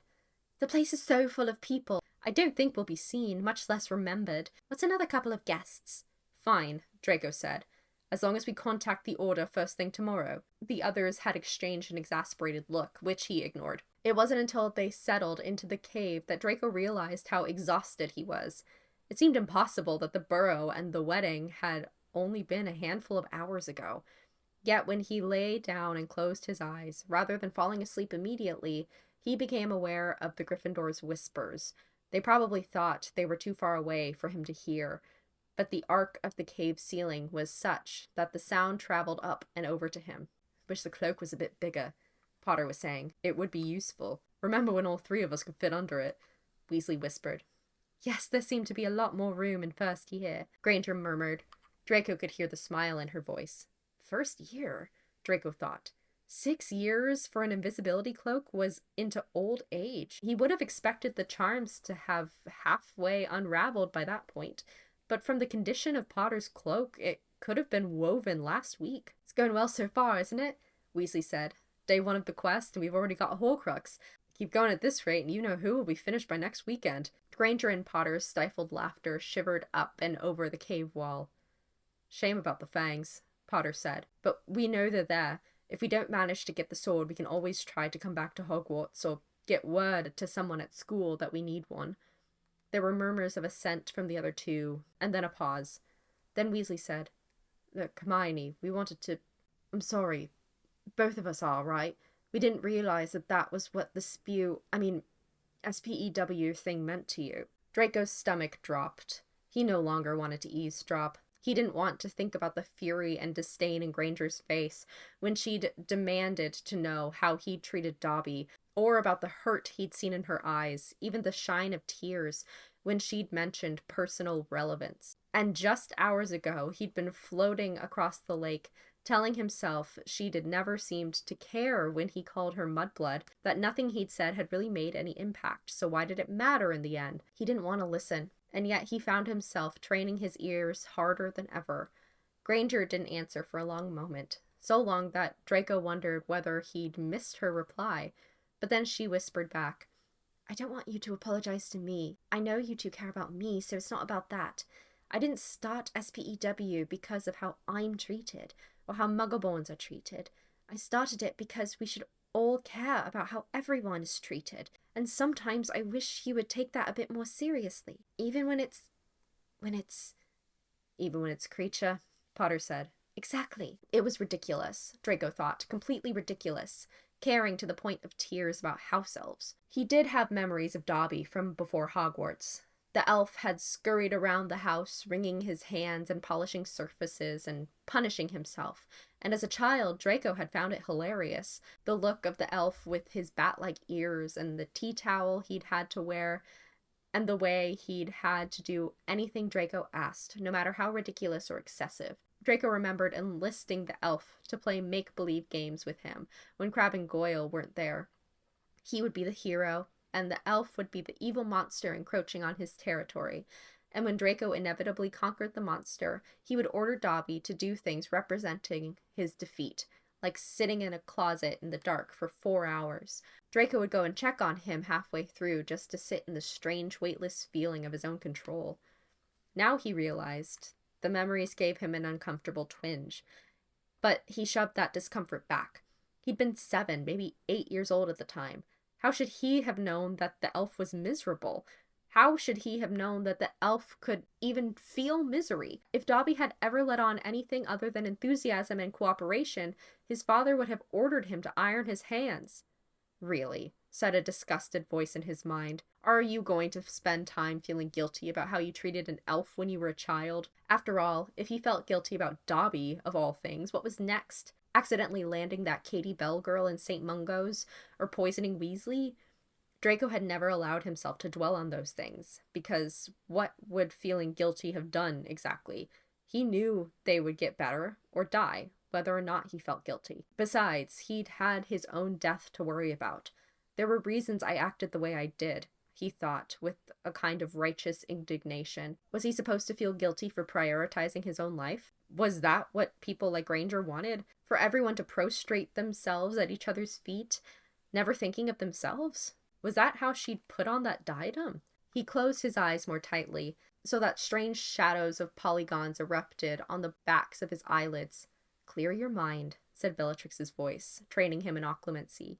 Clear everything away. Close yourself to the world, to guilt, to doubt, to shame. He succeeded, except for one thing, which lingered no matter what he tried.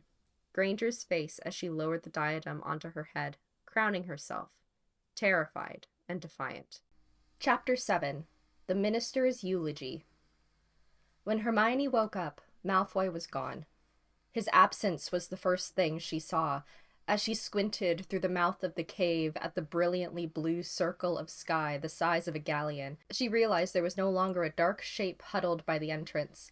No transfigured pillows, no sheets, no tall body facing purposefully, almost petulantly, away from them. Hermione was on her feet within seconds. No, she thought, hurrying to the entrance as quickly as she could without waking Harry and Ron. Surely Malfoy hadn't left. Thoughts of the map and the cloak occurred to her, but she'd curled up with the beaded bag in her pocket, wanting to ensure the diadem was protected. When she checked her pocket, the bag was still there, so he couldn't have taken anything. She poked her head out of the cave. Hogsmeade lay 15 minutes away, at the bottom of a rocky, winding path, and already she could see movement in its streets. The funeral was to begin later that morning. Malfoy was nowhere in sight. He's gone for a walk, she told herself. That's all. He's gone further up in the mountains to clear his head. It wasn't very convincing. He'd wanted to leave ever since they'd arrived the previous afternoon. Had his worry for his parents increased overnight to the point where he'd gone off to find them himself? It wasn't a ludicrous idea. He'd betrayed Voldemort for them, after all. "Malfoy?" she said, not daring to raise her voice too much. She wasn't sure whether sound echoed in these foothills. "Malfoy, are you there?" A long moment of nothing but wind. Hermione was about to re-enter the cave when a low voice said, "Why, Granger, afraid I ran off and gave you away?" She let out a slow breath and turned toward his voice. "It's a good thing you didn't. It would have been..." "Stupid. Yeah, I know. Which is why I'm still here." Malfoy's disillusionment receded, and he faded back into view from foot to crown. The robes wrinkled from sleep, the hands cradling a dark wand, the narrow shoulders slumped against a boulder on the hillside, as his face reappeared from pointy chin to white blonde hair. She looked at him for a moment too long, frowning. She thought he looked different somehow, less familiar. At Hogwarts, his face, his demeanor, everything about him had been a little more than an avatar for her dislike. Now she looked at the scrape on his temple, the one he'd received when he'd knocked her to the ground. And instead of seeing the injury, she felt the collision.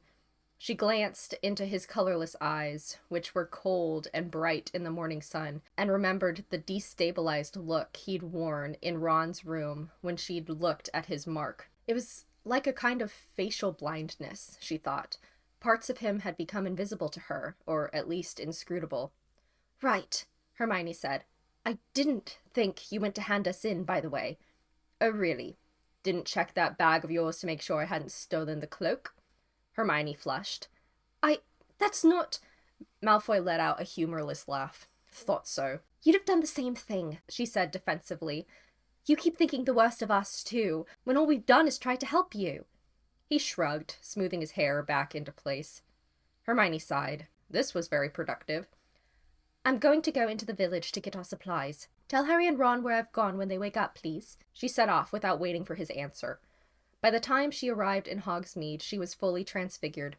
Her hair was short, fine, and auburn. Her skin had lightened considerably, and she'd edited her features to the point that she could scarcely recognize herself in the hand mirror she brought. Most of the village's occupants seemed to be breakfasting at the Three Broomsticks, which had set up an outdoor overflow section that was packed to its edges. Hermione decided to try her luck at the Hog's Head for a stock of butterbeers and pumpkin juice instead, but even the usually empty inn was nearly full.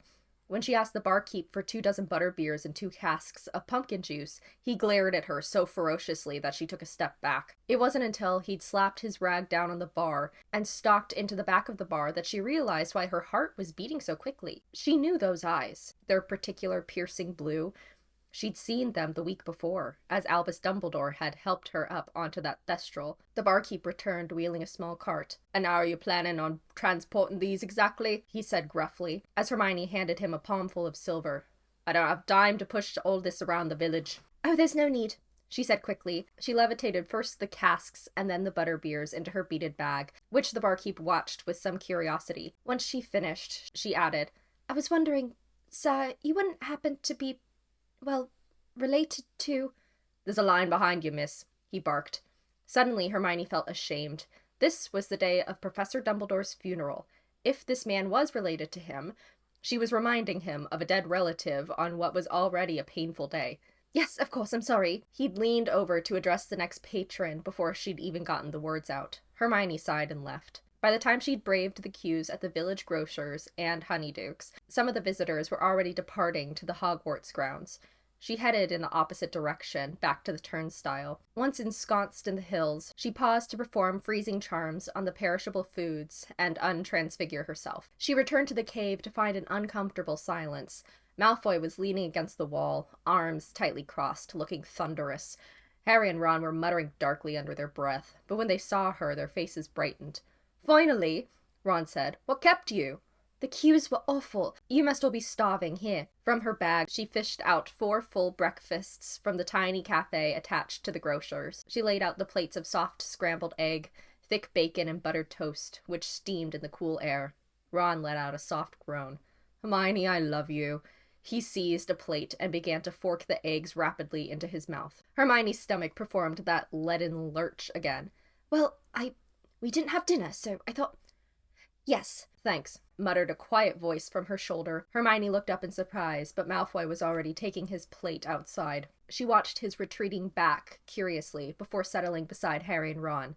"What's up with him?" Harry shot a dark look at the cave mouth. "He was complaining about how long you were taking, going on and on about his parents. So I told him what I thought his parents could do for all I care." "Oh, Harry, you didn't." Hermione sighed and glanced at Ron. "And I suppose you agreed?" Ron, mouthful, gave her an incredulous look. "Of course I did," he said indistinctly through eggs. He swallowed and went on. "Hermione, didn't you forget Lucius Malfoy tried to kill us all? Actually, personally kill us?"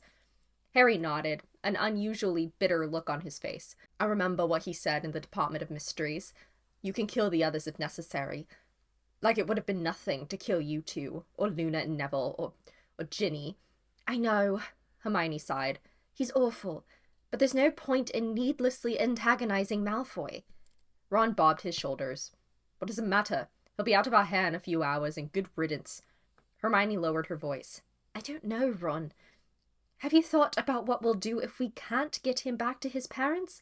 That is, if they've been taken to a safe house that we can't access because it's been made unplottable, or if something did happen to them." They ate in silence for a moment. "Yeah," Harry admitted.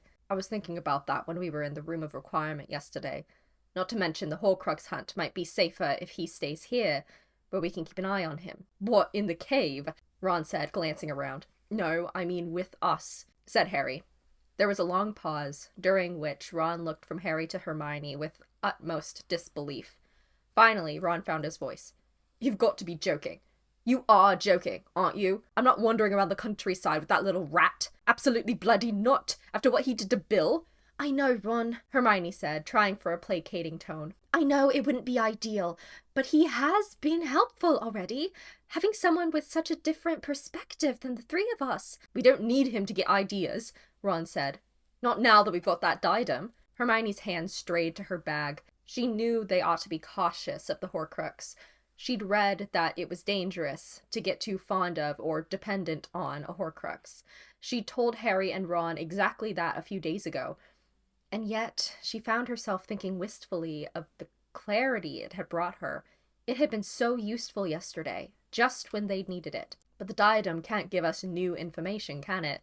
Harry said. "No," Hermione said. "It's more like a pensieve. It helps you with your own thoughts, but it can't tell you what you don't already know. Whereas Malfoy might be able to tell us about the Death Eaters. For Merlin's sake, his own father was entrusted with a Horcrux. He might have the kind of intelligence that could be crucial to us, even if he doesn't know it." Ron sighed, glancing over to the mouth of the cave. "Yeah, but I don't—" A sound interrupted, making all three of them jump. A distant voice was washing toward them, but with the way it echoed off the walls, Hermione could barely make out a word. Harry and Ron had whipped out their wands. "What is that?"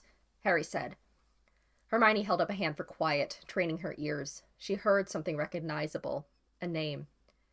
"It's the funeral," she said softly. "Someone's giving a eulogy." Harry looked like he had been jabbed hard in the stomach. He swallowed, which seemed to take some effort. He began to eat his breakfast mechanically. Hermione met Ron's eyes, and Ron gave a tiny shake of his head, signaling not to ask Harry how he felt. Hermione sighed, but it was usually best to trust Ron's judgment on this sort of thing. They ate for 5, then 10 minutes, occasional words drifting in from outside.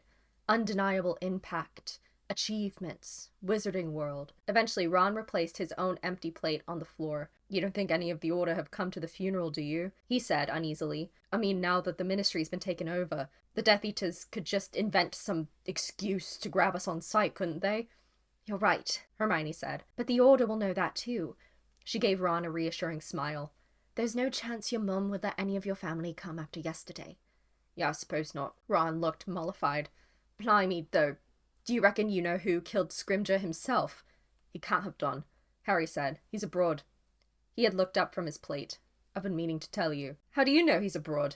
Ron said, goggling. "You know how you heard me talking in my sleep, saying Grigorievich? Well, Grigorievich is a wand maker. Crumb told me at the wedding.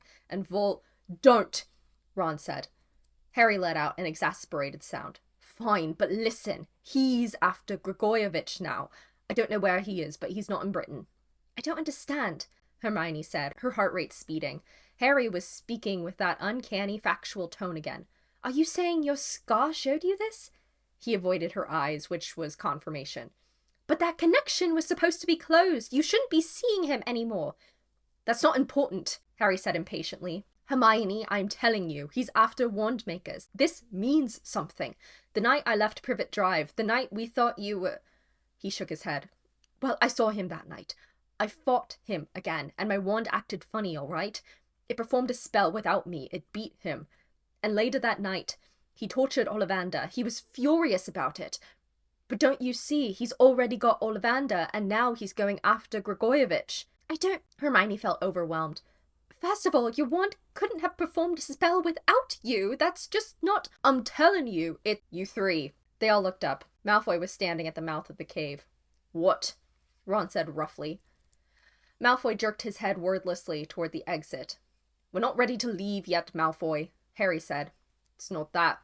You'll want to hear this." They exchanged glances, then stood and followed Malfoy. From the path outside the cave, they could see the crowd gathered across the Hogwarts grounds, a sea of black robes. The voice carrying across the water was audible, even crisp, offered up by the lake. Hermione realized immediately that this wasn't the same voice that had been delivering the eulogy. While that voice had been old and wheezy, this one was younger, more powerful, and flatly nasal. Assure you that Dumbledore's supposed conflicts with the Ministry were invented by opportunistic reporters. Prior to Dumbledore's death, we were working closely with him to find a path forward for the safety of the wizarding world.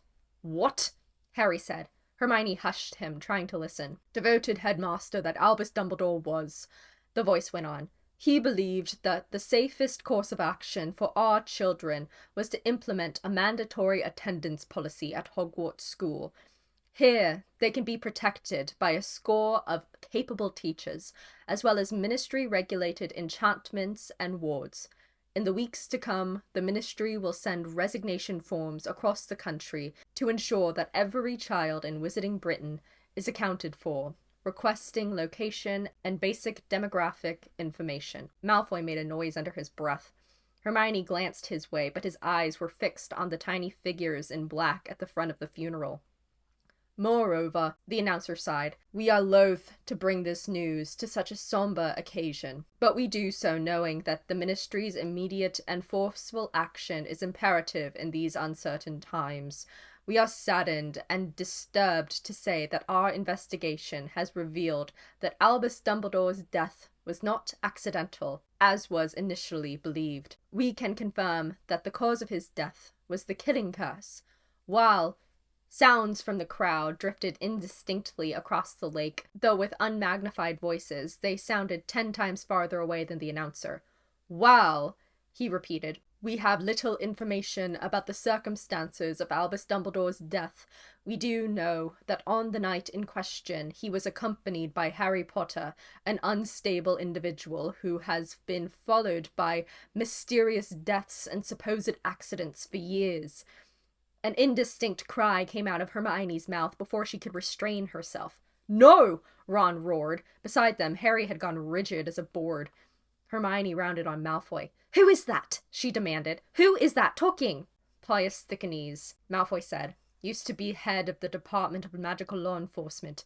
Apparently he's taken over as Minister for Magic. Thickenese was still speaking. Famous for his reappearance at the end of the Triwizard Tournament holding the dead body of a fellow student, Cedric Diggory. Potter was also involved in incidents resulting in the death of one Hogwarts teacher, Quirinus Quirrell, and the permanent memory loss of another, renowned author, Gilderoy Lockhart. These incidents being particularly notable for the fact that Potter was only 11 at the time of his involvement with the former, 12 in the case of the latter.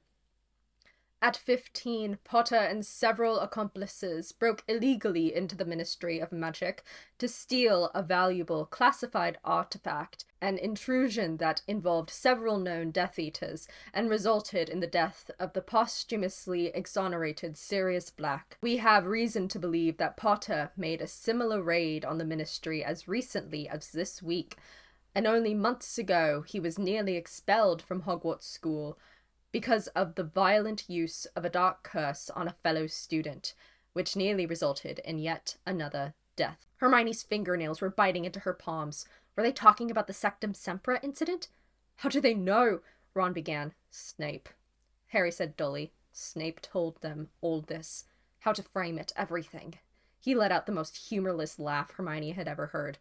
Pretty good case against me, isn't it? Hermione was so angry that she could hardly breathe. How dare they use Sirius's death against Harry and Cedric? After everything Harry had been through, everything he'd had to endure, to hear these cruel, evil people twisting it all. Harry, she said, her voice shaking, nobody with any sense will believe. But Thickenese's speech had ended, and Harry was already stalking back into the cave. Come on, he said over his shoulder. We're wasting time. Ron and Hermione exchanged a look.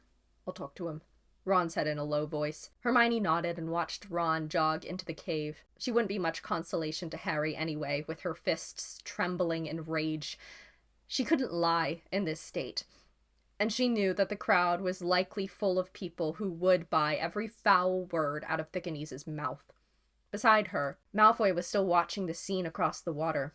The service had come to a close, and a long white object had formed, gleaming at the front of the crowd. Even from here, Hermione could tell that it was a magnificent marble tomb, glowing like fire in the summer sun. Hermione stared into the white spot and felt her rage evolving into a furious kind of yearning, which hurt as badly as if some soft tissue in her was ripping. Only then did she realize how much exactly she wished everything were different. She wished she had urged the Thestral forward at just the right time to save Dumbledore. She wished that Scrimgeour had held on for one more day, and that they were sitting in that crowd, able to say goodbye. She wished the path before them did not look so long and full of thorns. Then a sound broke across the water. It was the high, tuneful cry of a phoenix, majestic and yet filled with the ache of loss. Or maybe majestic because of the penetrative force of that feeling.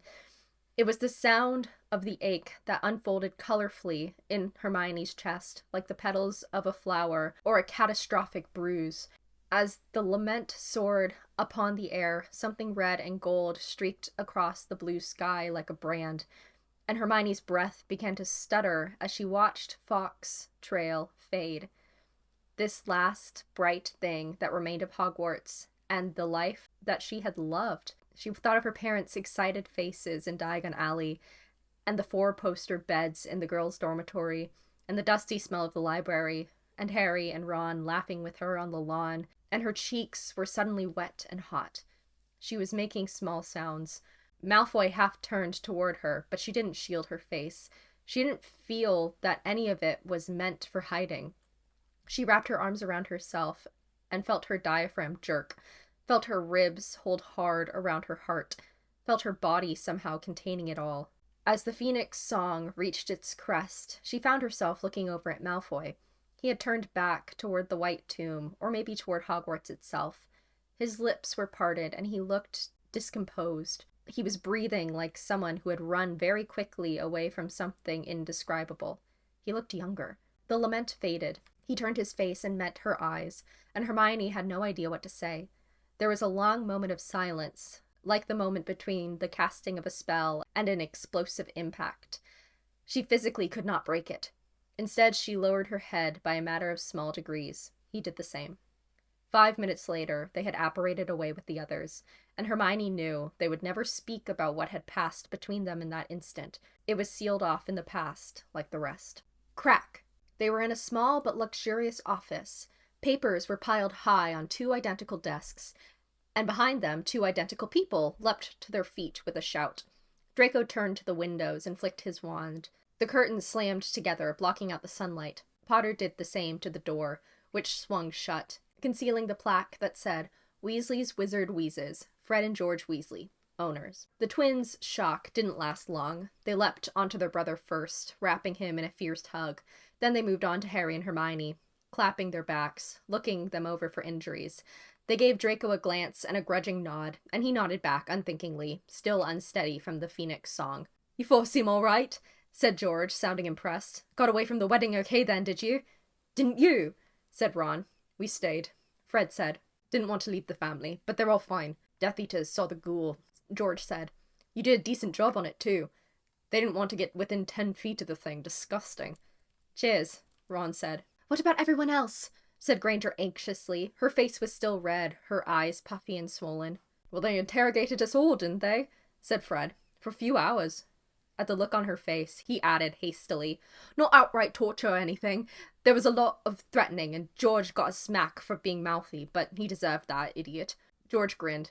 In my defense, he did look like a hairless cat trying to breed with a potato. Draco finally found his voice. What about my parents? Did they go to Shacklebolt's? Shacklebolt's? Fred said. Malfoy, the Death Eater saw Kingsley on a broom with me the night we got Harry out of Privet Drive. They know he's with the Order. Now that the Ministry are at the Death Eater's beck and call, he's being raided and questioned with the rest of us. Tonks evacuated your parents, George said, after she got Hagrid out.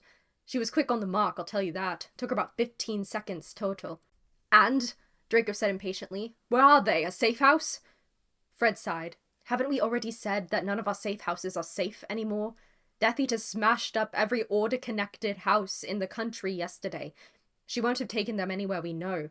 She didn't come back to the burrow, so we have no bloody idea. You don't know! His voice was rising. Then how am I supposed to get to them? Where is she? Tonks, how do I talk to her? Fred shook his head, something like pity in his expression. You're not listening, Malfoy. Tonks, Kingsley, and our dad are the only Order members left at the Ministry. And Tonks has a baby on the way with Lupin, who's, oh right, another Order member. They're going to be watched every single second of every day. Draco felt as if a cold cloak had fallen over his shoulders. He saw, again, the image of his polyjuiced parents scanning the crowd at the wedding, frantically looking for him. Now they were gone. He had no way of finding them, no way of knowing whether they were safe, no way of communicating to them that he was safe. His mother was probably going mad with worry. For some reason, he found himself glancing toward Granger. She was watching him with what he now recognized as concern. It was the same way she'd watched Potter during Thickenese's speech. Draco looked quickly away, trying to think of some other plan. For Merlin's sake, he'd figured out a way to sneak Death Eaters into Hogwarts under Albus Dumbledore's watch. Surely he could solve this. Hang on, Ron said, though Draco hardly heard him. It sounds like you're saying the Order's finished. Not exactly, said George. Those of us who are still pretending to be respectable members of our new Death Eater-led society. He straightened his dragon suit jacket.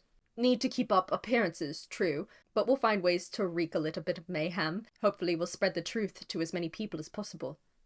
Fred shrugged. And if they catch us at it, well, when they catch us, can't last forever, then we'll go on the run.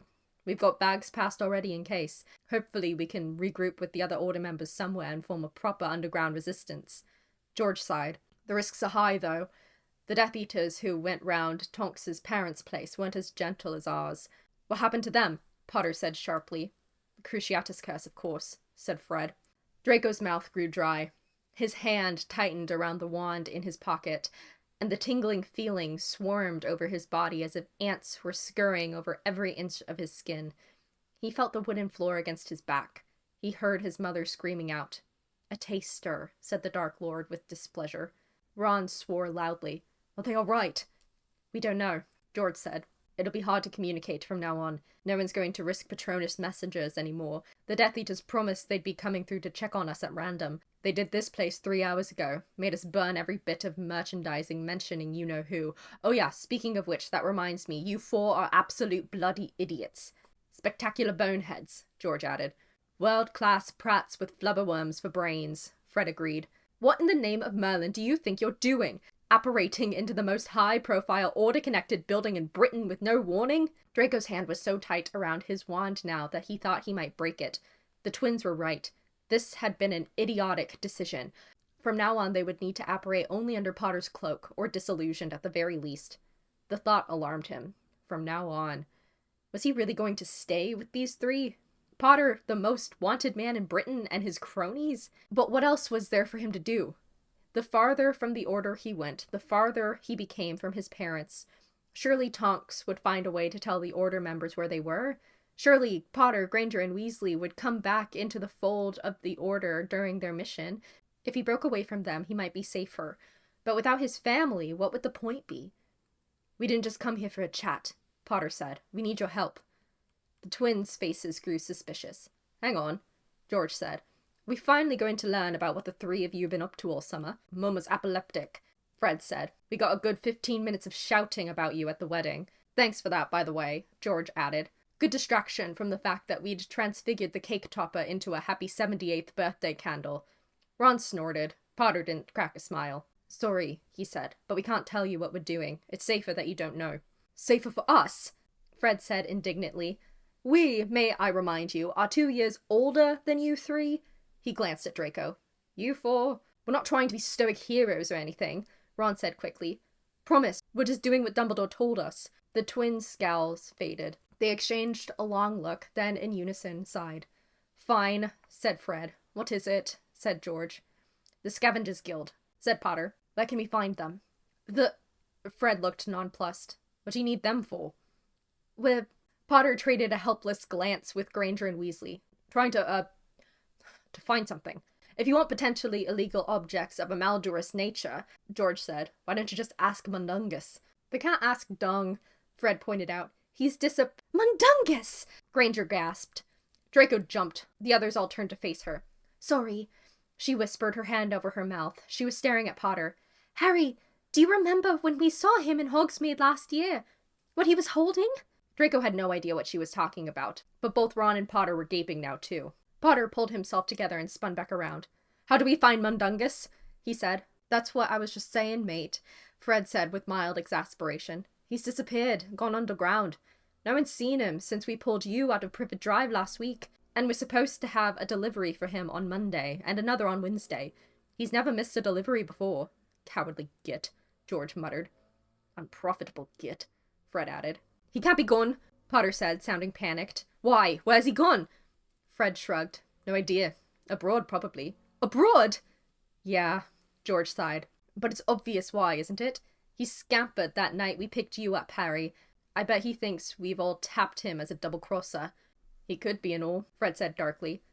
I'd never had a problem with Dung before, but he's not... Well, there's not much there, if you know what I mean. Yeah, George said. Without the Order's protection and Dumbledore gone and Mad-Eye dead on his watch, what's keeping him?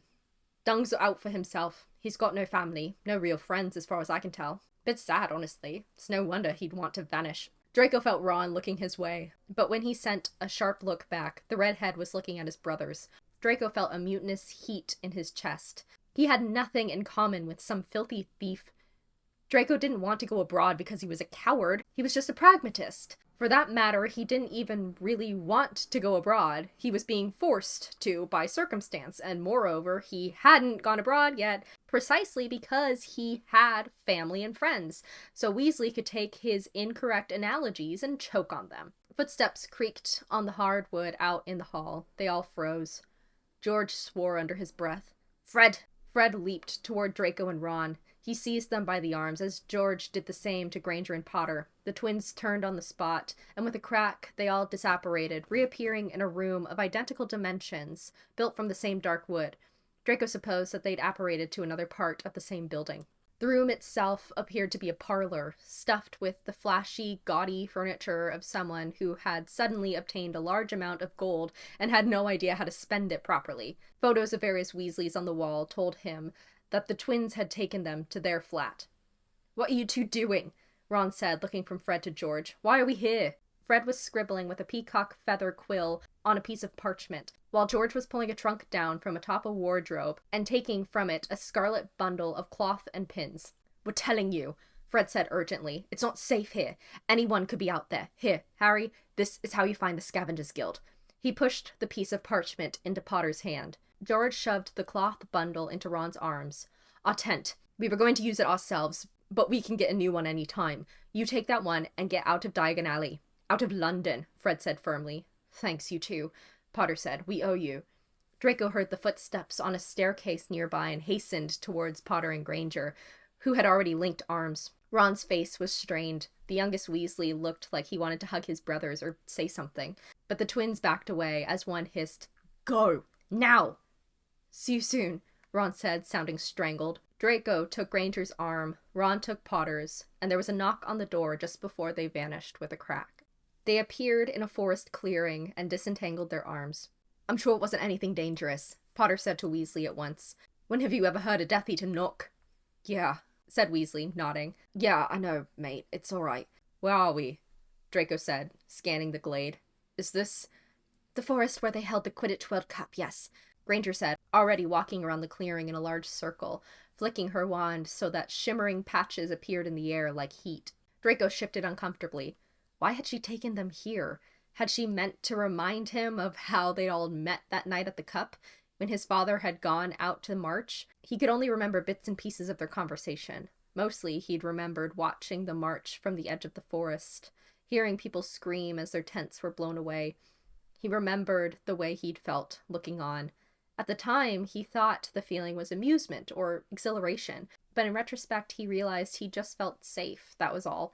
Other people were in danger, but not him. He'd been tucked away in the darkened trees, and he knew that even if the marchers found him, he was a Malfoy, and they'd blow past him, maybe even nod deferentially to him. He was above danger. Why are we here? He said. Something must have shown in his voice, because Granger glanced back at him. No reason, she said. It was the first place that came to mind. Why did you think? Just asking. Her eyes narrowed.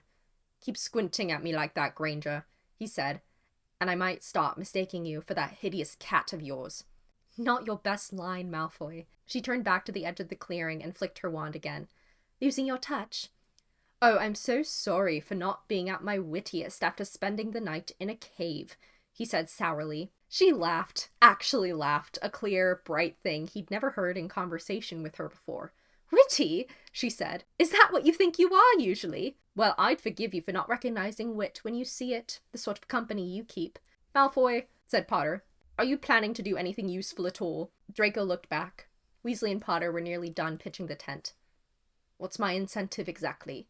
Draco said. Weasley and Potter scowled in unison and flicked their wands. The spine of the tent sprang up into place, giving it the shape of a small cottage with a gable. It was silken, crimson, and obviously expensive, although, like the rest of the twins' possessions, it was rather tasteless, too, with gold tassels hanging off it and gold threads splattered all over its walls, like a Gryffindor lion had thrown up on it. Draco didn't even want to think about what his father would have said, knowing he was going to sleep in a place like this. Weasley ducked in and let out a low whistle. Harry, Hermione, come look at this. Oh, don't mind me, Draco said to the clearing at large as Granger went in after Potter. Please, by all means, continue to ignore me. No answer. So Draco indulged in a roll of his eyes and slapped open the tent flap to follow the others inside. The tent opened up into a comfortable sitting room with a long plush sofa and 2 leather armchairs, glimmering floorboards, and a wizarding wireless perched on a mantel, again decorated proudly with Weasley photographs. Every other surface was cluttered with Weasley's Wizard Wheezes products, designs, or test merchandise. As Draco walked through a kitchen with a large iron stove, he glanced down at several sketchbooks that the twins had left open on the oaken table. The pages were covered with scribbled ideas, each twin's handwriting annotating the others. Hot air balloon blowing gum? I don't know if you want to be a Drooble competitor. Landing in honeydukes would be great, though. Pocket hang gliders of some kind? Maybe. Could make them a craft, foldable hanging gliders like paper airplanes. Do you think we need to know how an airplane works to charm something like this? Could always ask Dad. No! Firecracker chewing gum. Good one! Murtlap for injury reduction here. No, you prat. How do you think that would taste? Let's hear your idea, then. Draco found his mouth twitching, threatening a smile. Before one of the Gryffindors could see, he sidled into one of the bedrooms. It had a 4-poster, much like the beds in the Slytherin dormitories, though hung up with red and gold drapes rather than green and silver. Sunlight cascaded through a bank of French windows, spelled into the wall, and lit up the bed's crisp sheets, which poured over a king-sized mattress. There's beds for all of us, Weasley called from somewhere in the tent. They've got a spare room. Man, I don't even want to imagine how rich these two would have been if they'd opened up that shop without a war going on. After packing the twins' belongings into various trunks, drawers, and dressers, and unpacking some of Granger's things from the beaded bag, they returned outside to eat lunch. It was a glorious summer's day, warm enough that they all discarded their outer robes in dark pools on the grass and rolled up their shirt sleeves. Draco was torn between whether to join them or to eat somewhere else. On one hand, he didn't want any of them to think he actually liked them. On the other, it was boring to eat alone, and it would look pretty petty, if not outright ridiculous, to sit somewhere else in the clearing. He split the difference by sitting in their circle, but mostly facing away from the others, as if he were only there to admire the trees. While they ate their tomato soup and sourdough bread, the others reminisced about the Quidditch World Cup. Draco, again, felt torn. At one point, Weasley and Potter were arguing over the most exciting goal scored by the Irish side had been, and they were obviously forgetting that spectacular Crushik return that Troy had pulled off in the 12th minute. If it had been Crabbe and Goyle, Draco would have interjected and recounted it in blissful detail, but the idea of enthusing about Quidditch with these three felt deeply wrong. I thought the congregation aspect of it was very interesting, said Granger. I mean, what other chance do we have to gather on such a large scale? I wished we'd been able to meet some more people from other countries. Weasley grunted. I think we met plenty of people from other countries that year. Granger turned red, and Draco realized what Weasley was talking about. He remembered Granger walking down the grand staircase at the Yule Ball with Victor Crumb, her hair held back from her face and neck, her blue dress robe seeming to float around her. He and Pansy hadn't been able to have a proper conversation for 10 minutes after that. When they tried to make fun of Granger, it was all jabs about Crumb's taste that felt stupid to even say. So eventually they just left the subject alone and gone off to find the others. Once their bowls were empty, talk of the cup came to a coda. "So," Weasley said, "what's our plan?" Draco angled himself more toward the group. "We still need the sword to get rid of the diadem," Potter said. "But how are we supposed to find out where the Ministry is keeping it?" "I've been thinking about that too," Granger said. "I don't think the sword is at the Ministry anymore." "Why not?" "Didn't you hear what they said during the speech? When they were talking about all the things you'd supposedly done?" Potter's expression darkened. It was hard to miss Hermione. No, she said quickly. "I mean, they mentioned the Department of Mysteries, but then, right after that, they said, 'We have reason to believe he made a similar raid on the Ministry as recently as this week.' And I thought, well, that's a funny lie to make up, especially since the rest were all things that had happened, but that they were twisting around to cast in a negative light. But what if they weren't making it up? What if something was stolen from the Ministry just this week, something with a connection to you?" Draco felt incredulous. It was one thing to memorize lines out of textbooks. Did Granger also remember every word she'd ever heard anyone say? "But that's even worse," Weasley said. "If someone nicked the sword and we don't know who, that puts us even farther away from getting our hands on it." Draco shook his head. "Better than the Dark Lord having it." "Oh yeah?" Weasley said. "How do we know it wasn't a Death Eater who nicked it?" "I don't think so, Ron," said Granger. "If it were a Death Eater, it wouldn't have seemed like a problem to Thickenies, would it?" She bit her lip. "I think Malfoy's right. Maybe we're farther away from the sword, but at least we know it's not about to be turned into another Horcrux. That's something." "Do we know, though?" said Weasley. "I mean, it's a great theory, Hermione, but it's not exactly solid proof, is it?" "No, it's not," said Potter. "You'd better hope she's right," Draco said. "What's your alternative? If the sword's still there, rush the Ministry to do exactly what they just warned 1,000 people you'd do?" Potter glowered at him. "We could figure out a way." Draco shrugged. "Yeah, sure. And how long would that take? A month? If the Death Eaters haven't already realized Dumbledore's things are sitting around the Ministry, the funeral's sure to remind them. If that sword is there, it'll be gone by tomorrow." "We could use the diadem," Granger said. They all hesitated, looking at Granger's beaded bag, which lay on the grass between them. When no one objected, she extracted the diadem and placed it on her head. As it had yesterday, the diadem seemed to smooth out the fine lines of worry on Granger's face. Draco wondered if the famously vain Ravenclaw had put some kind of glamour on it too, because with the delicate tiara on her brow and her eyes closed, the tumult of her hair lit from behind by the afternoon sun, Granger suddenly looked, well, much more like the girl at the Yule Ball. "Any brainwaves?" Weasley asked. Granger didn't answer. Another minute passed. Finally, she opened her eyes. "I don't think there's anything we're missing. No obvious connections or little shortcuts like the basilisk fangs. As for ways to enter the Ministry, I think most of those scenarios would require both a batch of polyjuice and a huge amount of planning. I think it really is our best chance to hope that someone else has taken the sword." "Great," Weasley said grumpily, laying back in the grass and staring up at the fluffy white clouds. "That speech," Potter said, frowning.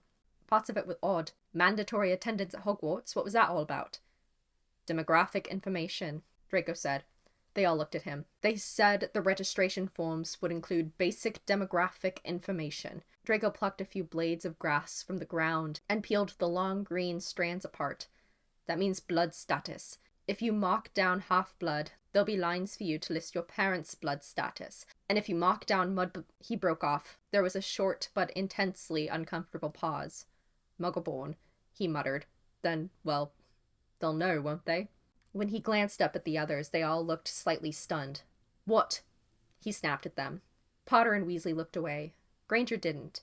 She was wearing that surprised, curious look she'd worn in Weasley's room when she'd seen his mark.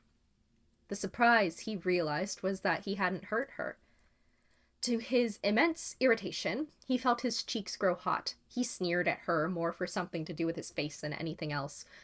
He looked back down at the grass in his palm, tearing it apart more vehemently. "Did you hear them planning this?" Potter said. Last year. Draco released a derisive laugh at that. It was a relief to let out some tension.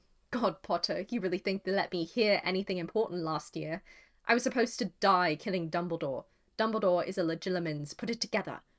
He threw away the destroyed palm full of grass. That's why Bellatrix wanted me to learn occlumency, I suppose.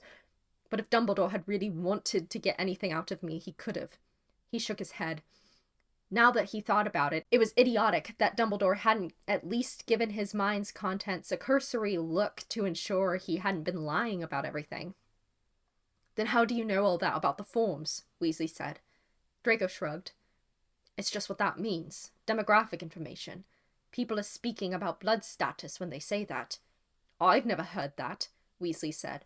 Draco raised one eyebrow. Yeah, well, you wouldn't exactly run in the right circles for it, would you, Weasley? Good, Weasley fired back. Draco sighed. Merlin, he was so exhausting. And what will they do once they know about all that? Potter asked. You tell me, Potter. They're obviously making a list. I don't know what they'll do, but I wouldn't want to be on it, would you? Weasley and Potter both looked at Granger. I don't think it matters terribly much for me, she pointed out, as I'm on the run with Harry Potter. Potter laughed. Fair enough, Weasley said, seeming reassured. Hermione, said Potter suddenly, you're still wearing the diadem. One of her hands rose to touch it. And? I don't think we should wear it more than we have to. Harry, I feel fine. If there was a curse on it, it would have been activated immediately. We don't need it right now, though, said Weasley, also eyeing the diadem with distrust. Just put it away, would you? I don't... Draco reached out and plucked the diadem from Granger's hair. The moment it left her head, he saw her shoulders slump an inch, and the worry returned to her expression. She blinked rapidly, as if stirred from a trance, and gave Draco an annoyed look. You didn't need to do that, she said, snatching the diadem back out of his hand. Draco didn't answer as she replaced the diadem in her bag. There was something a bit too careful about the way she handled it. Potter hadn't seen. He was scanning the parchment Fred had given him. If we don't have a lead for the sword, then we should try this trail for the locket. It looks like the Scavengers Guild comes to Diagon Alley once a month at the new moon. He glanced up at the sky. A quarter moon was hanging above in the afternoon sky. So, Potter said, it won't be there for a few weeks, but Fred's given us a password to get into the back rooms, to talk to the scavengers themselves. He says to bring gold for haggling if it's information we want. Draco turned to face the three of them at last. All right, it looks like I'll be dealing with this quest of yours until I figure out where my parents are. You may as well tell me what you know. How did you find out about these Horcrux things? What cave were you talking about yesterday? All three of them exchanged one of their looks. All right, Potter said. We don't have much information to go on, but... No! Weasley burst out. 3 pairs of eyes locked onto his freckled face. Look, I'm sorry, he said. But Harry, I don't think we should tell him anything else. And Malfoy, once we get an idea of where your parents are, I think you should agree to us performing a memory charm on you. Draco straightened up. Excuse me? You heard me. Then you can go back into hiding and you won't be tempted to go to you-know-who with any of this. I know, Dumbledore said you couldn't go back because you didn't do your job, but Dumbledore's dead now. It doesn't matter so much that you didn't kill him. Maybe you-know-who would take you back. Ron, Potter muttered, looking uncomfortable. Are you trying to convince him? No, I'm not. But that's how he's thought his whole life. He's been stuck with us so far because it's convenient. He doesn't actually care about destroying Horcruxes. He doesn't actually care about fighting the Death Eaters, or anything they stand for, do you? Weasley said to Draco. Draco felt blindsided. He opened his mouth, but no sound came out. See? Weasley said. He won't even say it. He won't even lie to save his own neck. Ron, said Granger quietly, I don't think you're being fair. I'm not being fair? To him? You know the way you-know-who treats the Death Eaters, Granger said. You know what he... She swallowed and said again, how he treats them. If you'd had that kind of loyalty drummed into you. But it hasn't been drummed into him, Hermione, Weasley insisted. It's what he's chosen his whole life. Look at how he treats Hagrid. Do you remember 4th year, Rita Skeeter? Weren't you the one so livid about it you declared war on that woman? Look at how he treats everybody else, even his own friends. Draco felt a stab of anger. How do you know how I treat my friends? He snapped. It was surreal enough that Weasley could sit there and say these things as if he couldn't hear them, but to be reminded of his friends whom he might never see again, who thought he was lying in a burial plot. Because we have eyes and ears, Malfoy, Weasley said. Oh, and maybe because in our second year, Harry and I polyjuiced into Crabbe and Goyle, so that we could talk to you without you knowing. That's how we knew where the Slytherin common room was. I mean, Merlin, you're not even nice to them. Everything you bloody say to them is just a reminder of how great you think you are, how important you think your life is. I never thought I'd sympathize with Crabbe and Goyle, but I don't know how they put up with you. Shut up, Draco snarled. You shut up about my friends, Weasley, I'm warning you. He was on his feet now. The three Gryffindors all rose too, but Draco's eyes were riveted on Weasley alone. You have one conversation with me in second year, and you think you understand. I understand you'll do anything to save your own neck. And you know what? Weasley raised his hands. Fair play. Do what you'd like. Be whatever awful kind of person you want to be, but don't expect us to trust you. He let out a humorless laugh. Do you remember what you said to Hermione last time we were here? You said she wasn't even a witch. Ron, Granger said. Please don't. So you get in over your head and I'm supposed to feel sorry for you? Weasley demanded. I don't. You can come with us if you like, until you can get back to your parents, but I'm not telling you a word, and he rounded on Granger and Potter. You two can do what you like, obviously, but I think you'd be real idiots to trust him with anything. I'm serious. Draco let the silence spiral for a moment. Then he said, Are you done, Weasley? Feel like a big man now? Weasley let out another short laugh. See? Absolutely bloody pointless. He stormed off into the tent. Potter hurried after him. Draco stood in silence with Granger, waiting for her to follow her friends. She didn't. What? He said roughly, trying to think of something to add. I'm pretty sure Weasley covered it all. No, I don't think he did. He looked at her in disbelief. Was she really going to pile on after that? Then she said, You saved my life at the wedding. Draco's thumping heart seemed to miss a beat. And you still have the mark. You could have brought you-know-who here, and I think he might even have forgiven you if you gave him Harry. But you haven't. Why is that? Draco looked up at the blue sky and wanted so desperately to be alone, or with his parents, who would have known the answers to these questions, and accepted them silently without demanding anything of him. Granger sighed. That's what I was trying to tell him. It's not just incriminating questions that are hard to answer. Granger, I don't need your charity. Draco snapped, but even as the words came out, he didn't know why he was saying them. She wasn't acting like Weasley. He'd done the same thing that morning on the mountainside. He'd accused her of suspecting the worst of him. He'd pried it out of her. Was he trying to make her act like Weasley? Was he trying to force a confession? To get her to admit that she would always loathe him too? That she would never see him as trustworthy or even comprehensible? I'm sorry, he said suddenly, with just as little control. I don't know why I said that. They looked at each other. He became aware that he had never apologized to anyone in Gryffindor for anything before, had maybe never apologized to any of his classmates. He pushed his hair out of his eyes. It was getting too long, strands of silver glowing in his periphery all the time. Do your parents know what you're doing? He said. Do they know you're doing this? Like, putting that thing on your head without even knowing whether it was going to kill you? Don't you think the Death Eaters will come after them the moment you get spotted with Potter? Of course they will, Granger said. That's why I've sent them away. That's... What? She weighed the beaded bag in her hand and looked down at her shoes. I modified their memories. They've gone to Australia, and if I don't break the charm, they won't come back. They'll be safe there. You said they were on holiday when we were at your house. You said... I lied, Malfoy. He had to grope for words for several long moments, but when he said, How could you... She cut him off. Because I had to, obviously. You didn't have to. You could have given up this insane quest and gone with them. What, and leave everyone else here to suffer what's happening? She said, her voice rising. Harry and Ron and every other Muggle-born in the country? When this insane quest could end it all? Yes, Draco thought. You pick what you care for and you care for it. Leave the rest. She shook her head. Just stay away from Ron for the time being. He takes a while to cool off. I'm going to go talk to him. She hesitated at the tent flap, but ducked through without looking back. Chapter 8. The Fidelius Charm. When Draco came out of the tent the next morning, bleary-eyed and yawning, he found Granger flicking her wand at one of the tent's stakes, tugging it out of the soft, dark earth. Granger, he said, making her jump. Are you trying to make the place collapse on Potter and Weasley? He stopped beside her and nudged the small pile of stakes with his toe. I mean, I understand the instinct, but if you're interested in killing them both, I thought you'd have done it years ago. You're very funny, she said, tossing another steak into the pile.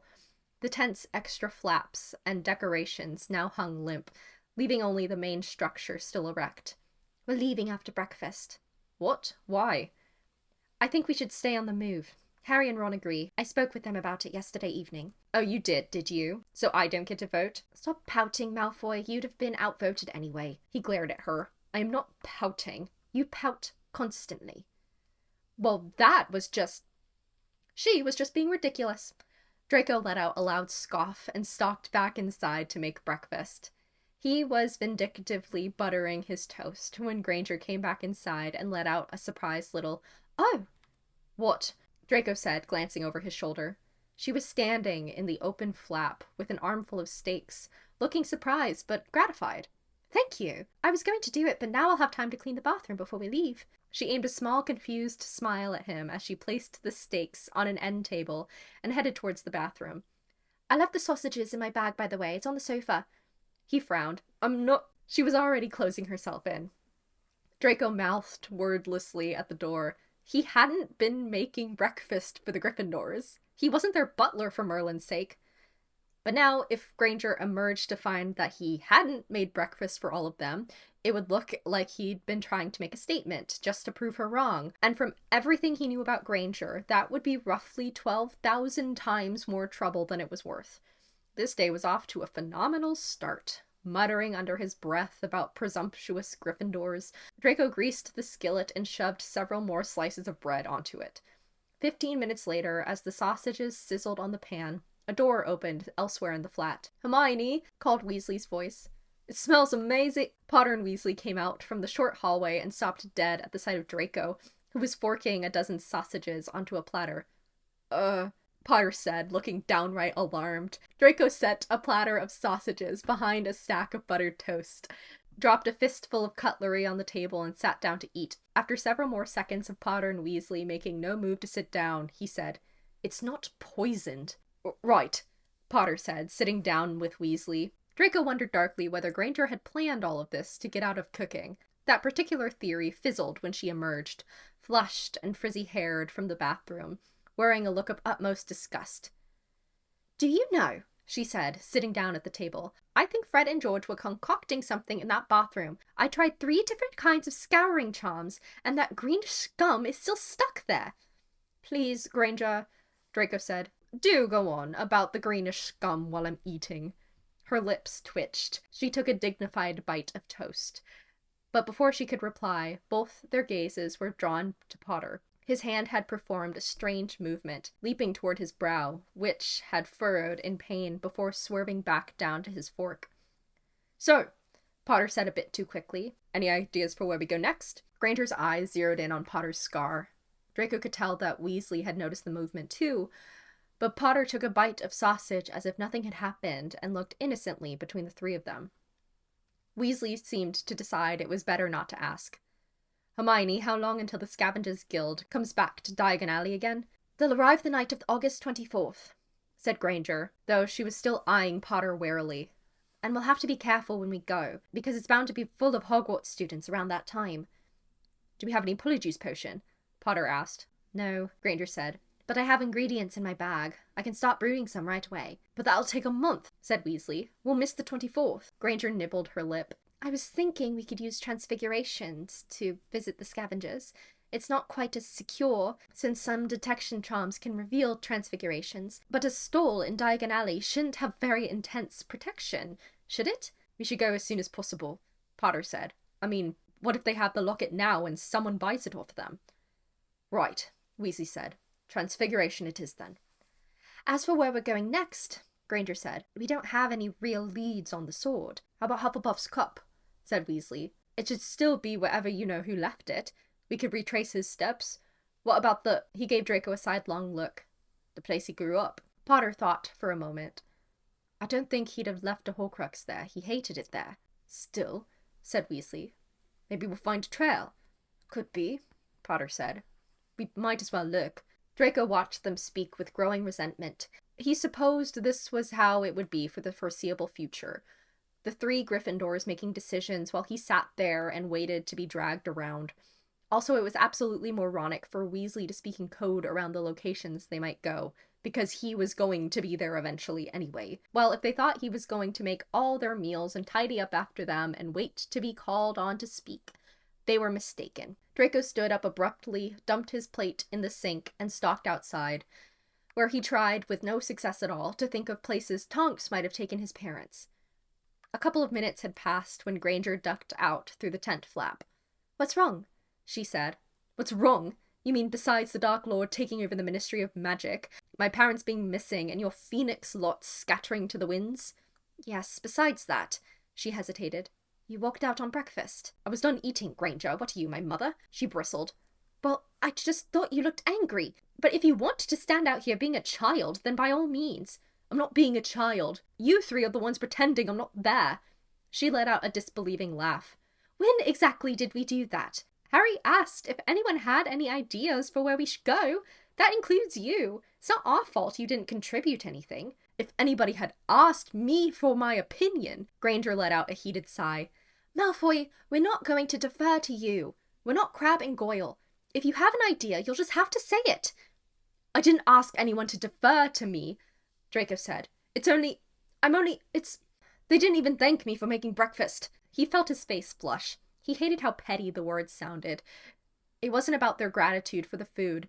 It was about being treated like a normal person. If Potter and Weasley couldn't even manage a casual thank you for a meal, how were they going to survive weeks of being on the run together, potentially dodging Death Eaters and trying to overcome deadly enchantments?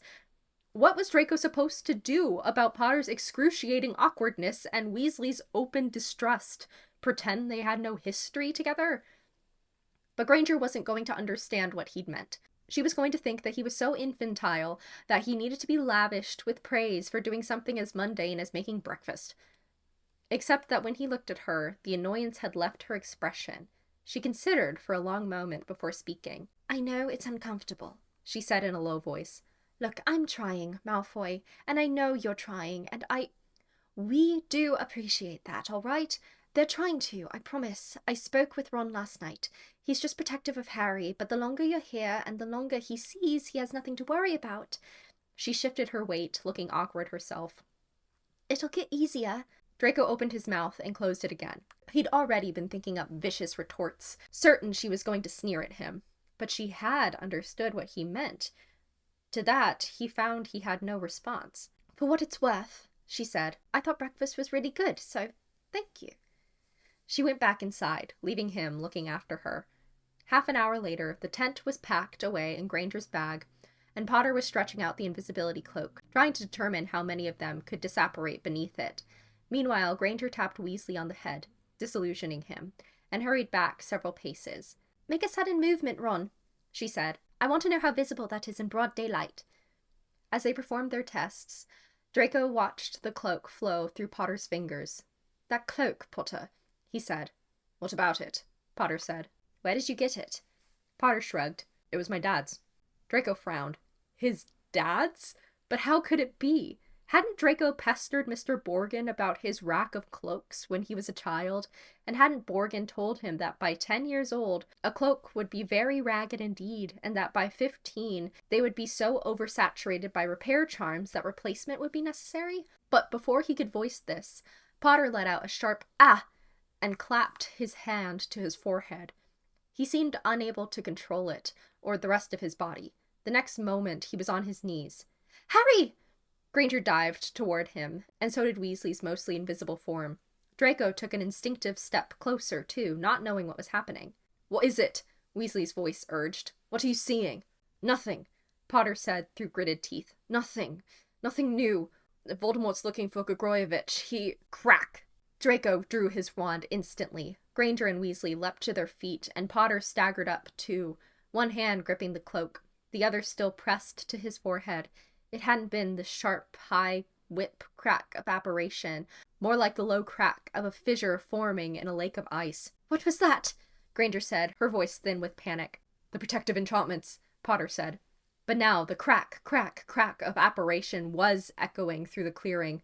Figures were appearing in the trees. Draco had made to raise his wand, but at the first sound of apparition, a light, thin something had landed over him, the invisibility cloak. Potter, Granger, and the disillusioned Weasley were already sending spells whizzing into the trees. Jets of light shot back toward Potter and Granger, the only two still visible. "Protego!" Potter yelled, slashing his wand through the air, and a stunning spell rebounded into the trees, rewarded with a strangled cry. Draco seized Potter's and Granger's arms. "Get Weasley!" he snapped, and Granger grabbed Ron's wrist. Draco turned on the spot, and they disapparated, leaving the sunny clearing behind and reappearing in a corpse of evergreen trees. The cloak slid off Draco's shoulders as he twisted to see the others. He'd never done side-along apparition before, but they all looked intact, if disoriented. "How?" Granger was gasping. "How did they find us?" But she and Weasley were both looking at Potter with dread. Potter swallowed. "You don't think..." His hand strayed to his forehead, to the lightning bolt scar. They were quiet a long moment. The birds in the trees, which had been startled into silence by their appearance, slowly started to sing again. "Did it hurt in Hogwarts?" Granger asked. "The day of the wedding, when they knew we were in the castle?" "A bit," Potter admitted. Granger and Weasley exchanged an alarmed look. "But it hurts a lot these days," he added quickly. "I didn't see anything that day, but I could tell that he was happy. I mean, of course he was. The Ministry had just fallen, hadn't it?" "What are you talking about?" Draco said, eyes fixed on Potter's forehead. "What's wrong with your scar?" "It shows me flashes of what he's up to," Potter said, "or what he's feeling. It has done for years. It's a kind of connection. The Dark Lord's in your head." Draco took an unwitting step backwards. "He can know about all of this." "It's normally one way," Potter said. "There was only once that he got inside my thoughts, and Dumbledore thought he wouldn't try to do it again. It hurt him so badly. It was at the Ministry, end of 5th year. "This is bad," Granger said, her voice high and small. "This is very, very bad." "It's all right," Weasley said, hurrying to place a hand on her back. Draco watched her tilt her head up towards the crisscrossing pine boughs, blinking quickly, running her shaking hands through her bushy hair. He caught Weasley's eyes. Weasley, for some reason, had narrowed his eyes at Draco. He looked quickly away from the pair of them. "But it doesn't seem to fit," Granger said after a moment. "Even if he's using that connection somehow, how could he have told the Death Eaters where we were from abroad?" Potter looked sick with worry. He was pacing back and forth over the needles. "I don't know. I mean, he's connected with them too, isn't he? The dark mark makes a link between them." Weasley turned to Draco. "Did you feel anything?" Draco yanked his left sleeve up to look at the mark. The tissue was red and raised, as usual, but it hadn't burned black. "It wasn't a summons," he said curtly. "But there are things about the mark I don't know. The Dark Lord can call only one of us with it, if he needs to, and I don't know how that works." "Of course, that variant of the protein charm will be dark magic," Granger said. "I don't know, Harry. If having that charm on his body has opened up some kind of connection between you and the Death Eaters, the same way he's connected to them, I don't know whether that's possible. It could be. It's just not the sort of thing you'd be able to find in a book." She bit her lower lip. "But I don't know why it would only have happened now, when the connection's been open for years." "Never mind the specifics for now," Weasley said. "What are we supposed to do about it?" "You three have to leave," said Potter. His voice sounded dull, almost mechanical, but determined. "If the Death Eaters are tracing me because of my scar, it's—" "No!" Weasley and Granger said at the same time. "Don't be ridiculous," Granger went on. "There's a way out of this." "What?" Potter said. "Dumbledore already gave it to us, Harry. You have to learn occlumency." Potter closed his eyes. "Hermione, in case you've forgotten, I learned everything I know about occlumency from the man who killed Dumbledore." "Well, now's your chance to learn it correctly then, isn't it?" "And how am I supposed to do that, exactly?" Granger hesitated, but her eyes gave her away. They strayed onto Draco's. "What?" said Draco at the same time as Potter and Weasley. "Hermione," Weasley said, his voice straining. "Don't take this the wrong way, but have you gone absolutely mental?" "No, Ron, I haven't," said Granger hotly. "Even if Harry leaves to try to keep us safe, he'll be in terrible danger. If they're finding him because of this connection, occlumency is the only thing that can stop it. And Malfoy, you know how, don't you?" "Yeah, but—" "Well, there you go then," Granger said, like that settled everything. "I don't want him in my head," Potter said to her. For some reason, it dug under his skin. Draco rounded on Potter and snarled. "Will you talk to me when I'm standing right here?" Potter leapt making his glasses slide an inch down his nose. He stared at Draco as if he'd never seen him before. Silence fell over the corpse, and Draco felt the hot prickle in his cheeks that told him he'd flushed pink. "All right," Potter said. Draco tried to calm his breathing, embarrassed by the loss of control. He suddenly felt hyper-aware of the cloak in his hands, and of the fact that Potter had used the first moment after the Death Eater's apparition to throw the cloak over him, hiding him from sight. He remembered that Potter had given him the cloak in the Room of Hidden Things, too. He heard Granger's voice saying, "They're trying." He forced himself to look back at Potter. "I don't want you in my head," Potter repeated, his voice level. "Or anybody. I don't like how it feels." Draco's lip curled. "Of course you don't like it. No one likes it. But if you're this scared of it, you won't be able to stop it. I thought Gryffindors were supposed to be brave." Potter opened his mouth to retort, but Weasley, who appeared to have been mulling things over, broke in. "Malfoy could—" Weasley hesitated, then looked at Draco, and addressed him warily. "You can teach Harry without getting in his head, can't you? I mean, Hermione or I could try doing it, and you could give him advice or something." Draco thought about it. The prospect didn't sound enjoyable, but if the alternative was Potter inadvertently summoning Death Eaters every other day, he jerked his shoulders up with a sigh, though a part of him couldn't help but feel that his life depended on Harry Potter's self-control. He might as well just press his dark mark and get it over with. "Thank you," Granger said, letting out a long breath. "Yes, Ron, I think that's a good compromise. Harry, what do you think?" Potter didn't look happy. "I still think it'll be safer if you all just—" "We're not leaving you," Granger said in a low, strangled voice. He gave her a sidelong glance, an odd, charged kind of surprised on his face. Weasley shifted uncomfortably, watching Granger too. She seemed to realize how she'd sounded, and second by second, she reddened. Draco found himself wishing he were several miles away. "Potter," he said loudly, breaking the silence. "There's something funny about this cloak." "What?" Potter looked over, startled. "Funny?" Draco tossed him the cloak. "Invisibility cloaks don't last that long. My father had one that was all but a rag after 15 years, and that was top of the line, very expensive." Potter caught the cloak and inspected it, nonplussed. Weasley was frowning now, too. "You know, I never thought about that. The charms on cloaks are supposed to wear off after a while, and even if they don't, they usually have tears or frays or something. Yours is just perfect." They all looked at the cloak for a moment. "So, what?" Potter said. "What's that mean?" Weasley shrugged. "Beats me." He glanced around the corpse. "Where are we, Malfoy?" "A few miles from my house," Draco muttered. I know, we shouldn't stay here. It was just an instinct." Even as he said it, though, his gaze strayed through the trees. He used to play in this scrap of woodland, which abutted the manor, when he was small. He could have found his way home blindfolded from here. He made out one corner of the house standing proud atop the hill, and he wondered who was inside it now, and to what use it was being put. He wondered about the figures moving through the halls of his childhood like ghosts of the old life, which felt farther away now, as he stood on its threshold, than it ever had. They settled into a routine, which, while not particularly relaxing, lent some structure to their days. In the mornings, they packed up camp. If anyone had an idea for where they might search for Hufflepuff's cup next, they spent the afternoon performing transfigurations and traveling there, although they tried not to transfigure themselves multiple days in a row. Side effects of excessive transfiguration included muscular twitching, headache, and the viscerally horrible feeling that their faces were melting for hours on end. Soon, they had investigated the orphanage where the Dark Lord had been raised. It turned out to be a dead end. The building had been demolished and replaced by a gray block of Muggle offices. They also visited the village where Helga Hufflepuff had supposedly spent most of her life. Greater Padgley. Greater than what exactly? Weasley said as they picked through the few run-down streets. "It was quite an important place in the 1700s, Granger said. After this visit, Potter suggested they go to Godric's Hollow, too.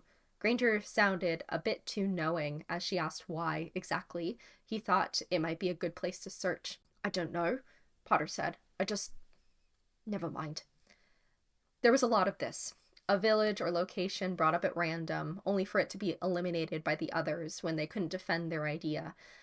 On the days that they had no new ideas at all, their time was devoted to the brewing of Polyjuice Potion and to occlumency. The lessons were tense, to say the least. Potter seemed only marginally reassured by his friend's presence, and Granger and Weasley seemed just as uncomfortable with the idea of reading Potter's mind. Weasley, attempting legilimency one afternoon, somehow managed to hex Potter into saying all his sentences backward. "The spell is well past any WT standard," Granger had told him hastily after setting it right. "There's no reason you should be able to perform it, Ron." Then she went back to trying it herself. Draco, sitting on one of the sofa's arms, kneaded his forehead. "Merlin Granger, you're saying the incantation like you're making a groveling apology," he told her, exasperated after yet another ineffective attempt. "You have to actually want to do it. Wasn't this your idea?" She gave Potter a 100th tentative look. "It's all right, Hermione," Potter said. "Really." Weasley sat down in one of the armchairs rather harder than necessary, watching Granger and Potter making the necessary intense, penetrating eye contact. "All right," Draco said. "Ready then?" "At long, long last," he added silently. They both nodded. "Good. Potter, if you can't clear your mind, be aware of what you're thinking about." Draco nodded at Granger. She took a steadying breath, then aimed her wand at Potter and said, "Legilimens." It had finally worked. Draco could tell. Potter's body went rigid, while Granger swayed, her eyes closed, her wand fixed in its outstretched position. After about 30 seconds, Granger wrenched the wand away. Potter staggered, gasping for breath, and seized one arm of the sofa, while Granger tottered backward. "Are you all right?" she said, her voice ragged, as though she'd just coughed up salt water. "It's..." Potter straightened his glasses with a shaking hand. "It's better you than Snape, anyway." "Well, Potter? Well, what?" Draco looked up at the ceiling. "What did I just tell you to do? What did you think about before she cast the spell?" "Oh." Potter shook his head, looking disoriented, and Draco remembered Bellatrix rummaging through his own memories, which she'd done eagerly, as if looking for any hint of disloyalty. Yes, it was like surfacing from a violent current coming out of legilimency. But this was a controlled environment, and Potter had the luck of doing this with one of his best friends rather than with a deranged aunt, so it was hard to muster much sympathy. "I suppose I was thinking about..."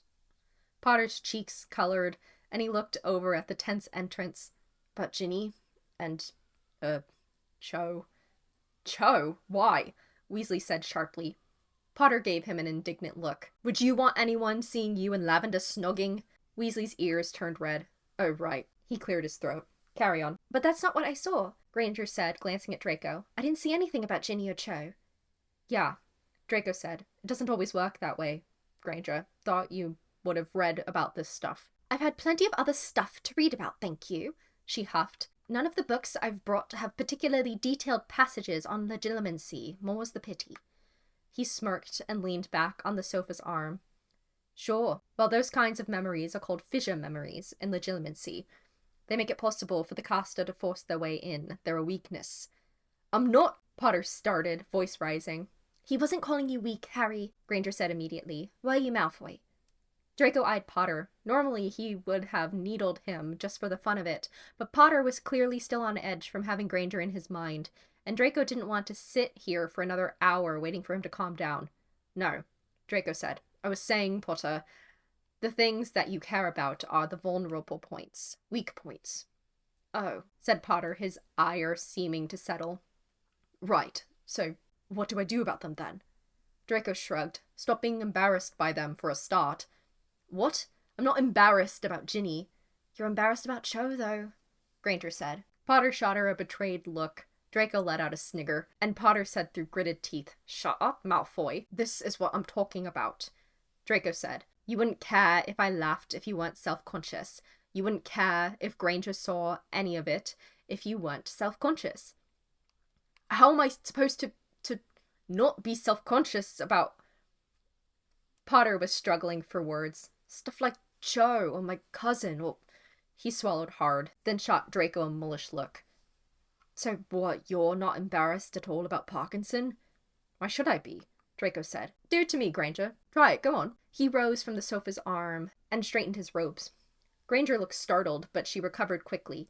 She aimed her wand at him and said, "Legilimens." Draco had already let the world slide into soft focus. He looked at a freckle on Granger's cheek, then at a panel in the wall. He felt the spell flowing over him, glancing off his surface. It was light, and he was ice. It was a stream of air, and he was stone. The residual thoughts of Pansy carried no charge. They stirred with other thoughts beneath his consciousness, like wraiths, dissolving and reforming and dissolving again. Soon enough, the spell had broken. "See?" he said, glancing at Potter, who looked reluctantly impressed. "It felt different on my end, too," Granger said, turning to Potter with interest, as if they were back in Hogwarts and taking part in an engaging charms class. "I could feel a sort of echo of a feeling, but there weren't any real images." All right, Weasley said from the sofa, sounding disgruntled. "Just try on Harry again, yeah?" As the days went on, Draco began to notice Weasley doing this every so often. Whenever the others had a conversation he wasn't involved in, or went on too long without paying attention to him, a defensive look came over him, as if he were afraid of being forgotten. This went double when they hadn't eaten for a while. Soon, with nothing to contribute to the occlumency lessons, Weasley took the hours as an opportunity to work on his transfiguration spells, and often the time alone made him moody. Draco wouldn't have admitted it out loud, but he didn't hate the lessons as much as he'd expected to. At the very least, they gave him something to talk to the others about, a neutral subject that made none of them angry with each other. Potter's mental block in the subject was like a kind of common enemy, something they all wanted gone. Then in the second week, it happened again, this time seemingly out of nowhere. They were preparing dinner in the tent. Draco was setting the table with Weasley, and they were arguing about the uselessness of the Chudley cannons, which Draco couldn't believe Weasley thought was up for debate. Granger and Potter were discussing something else over the hissing sound of oil. Then suddenly, crack! The enchantments shattered outside. Now, though, they had a contingency plan, which Granger forced them to rehearse several times. Draco let the cutlery clatter to the floor, seized a fistful of Peruvian instant darkness powder from the mantel, and flung it through the tent flap, scattering it over the clearing with a sweep of his wand, as voices cried out in the distance. They spilled from the exit, under the cover of the black cloud that had swallowed the woodland. Granger summoned the tent's pegs, and Potter and Weasley collapsed the tent. Draco threw up shield charms at every spell that whizzed out of the darkness. Within 30 seconds, they had disapparated. Though the plan had worked, they were shaken. They moved twice more that night, having pointless arguments about how secure each location was, when the truth was that no location seemed more or less secure than another. Finally, they settled in a mountain cave large enough to set up the tent within. Granger cast a screening spell to duplicate the appearance of the rock face over the cave's mouth. The hasty collapse of the tent had spilled many of its contents, including dinner. They spent the better part of an hour putting the apartment back into order.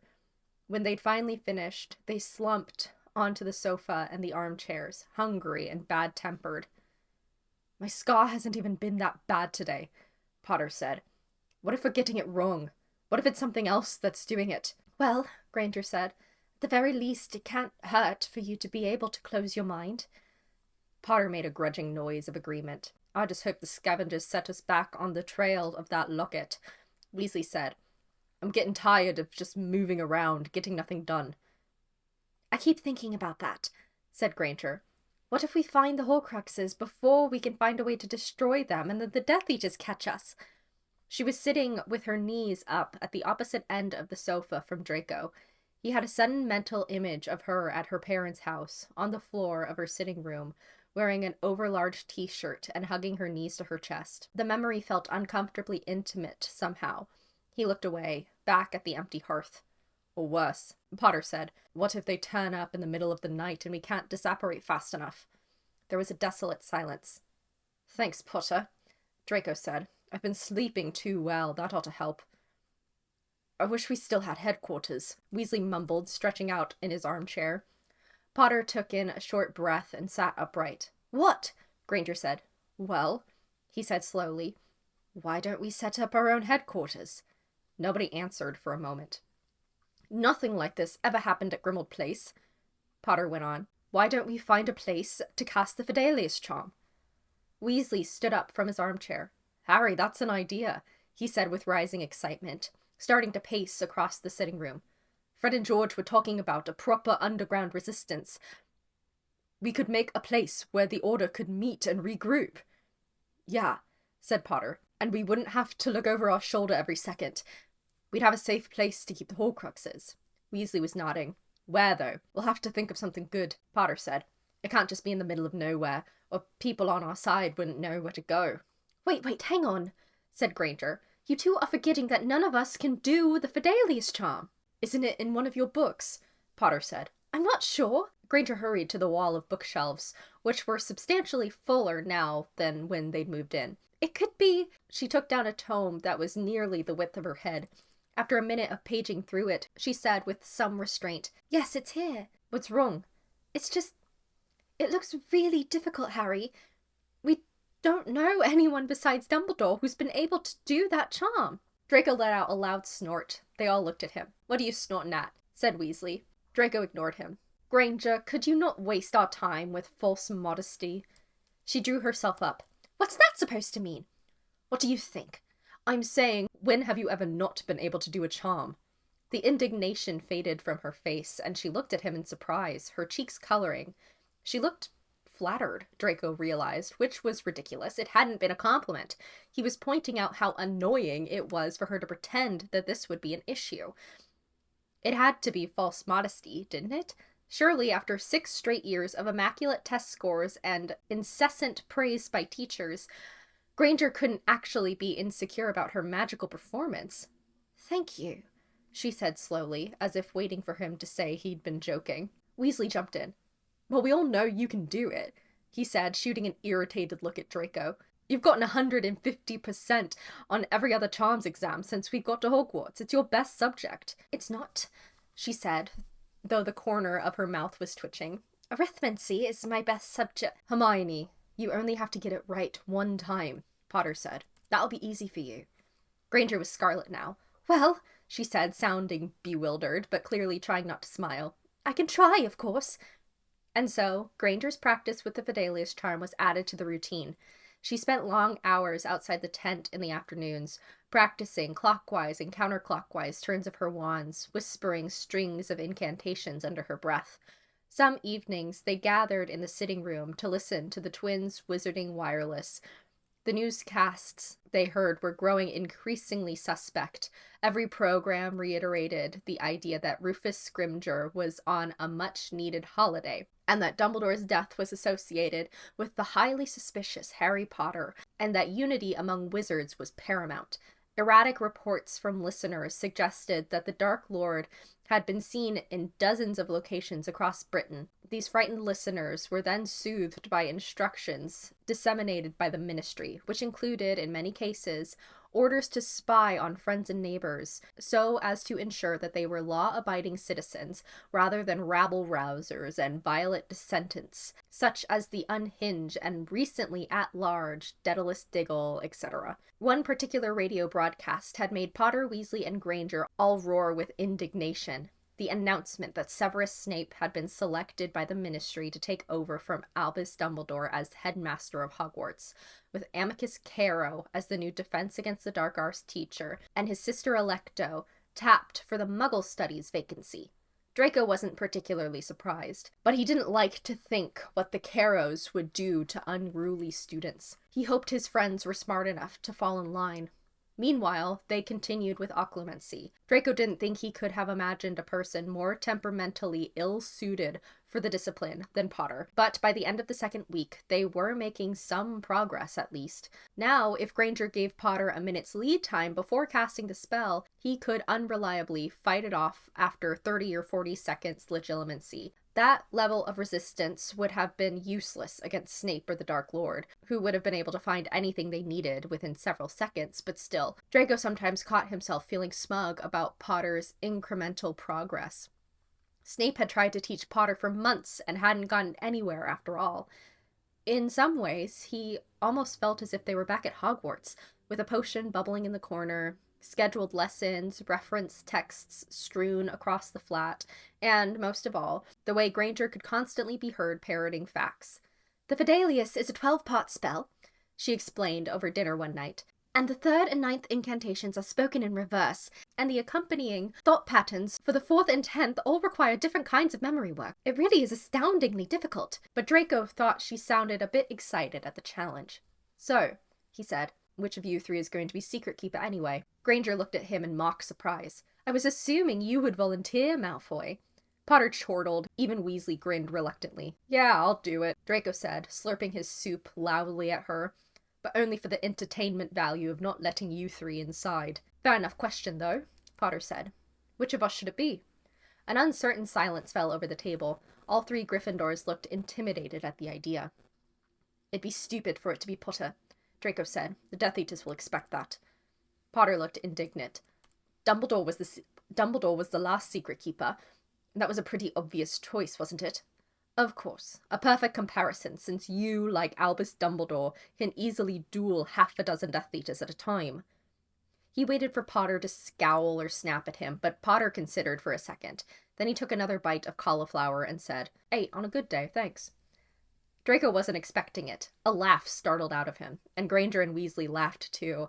Then they were all grinning stupidly down at their plates, none of them meeting each other's eyes. Granger cleared her throat and looked up.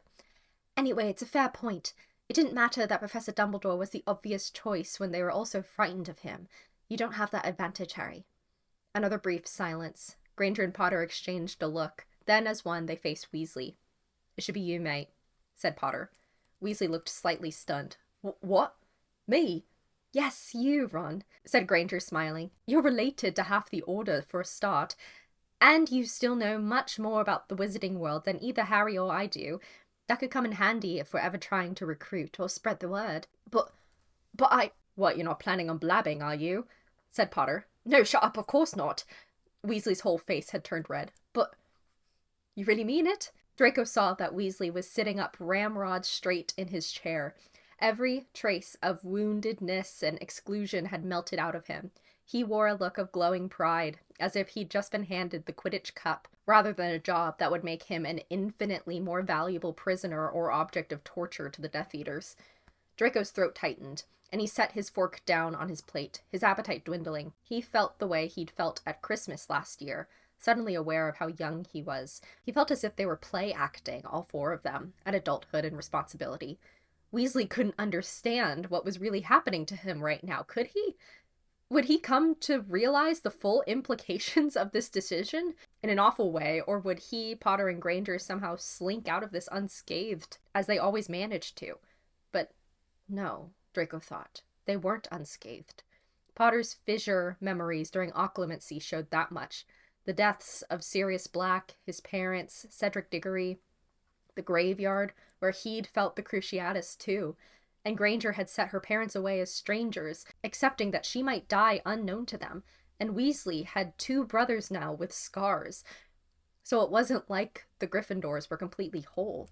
Draco glanced around at them, the trio he'd hated so enthusiastically for so long, and thought about the ways they hurt, and everything they were risking. Foolishly, maybe, but not without reason. He found he couldn't look at any of them for long. Occlumency was difficult that evening. Draco felt surly and unhelpful, and they scarcely managed an hour before Potter went to bed, making some feeble excuse, but obviously suffering discomfort in his scar. Weasley followed a short while later. Draco sank into an armchair while Granger pored over a textbook on the sofa. He turned the silver ring with the Malfoy crest around his pinky finger, wondering about his parents. His mother and father had a habit of not speaking when they were worried, or speaking only in clipped sentences that verged on cliches. They rarely fought, but in times of tension, there was a lot of icy silence at the manor, the kind you could feel on your skin like a gentle weight. The gold he would have spent to get a single message to them, telling them he was safe. It's getting better, isn't it? Draco looked over at Granger and found her eyes on him. He straightened in his chair, feeling self-conscious, wondering how long she'd been watching him stare into nothing. He didn't ask her to elaborate. He knew she meant living with the 3 of them, and she was right. Things were better than they had been. Potter was still awkward, but apparently that was just his personality. Even Weasley seemed occasionally to be able to relax around him now, or at least benignly ignore him. Hadn't they just laughed together over dinner? Draco lifted his shoulders. You're really helping Harry, Granger said.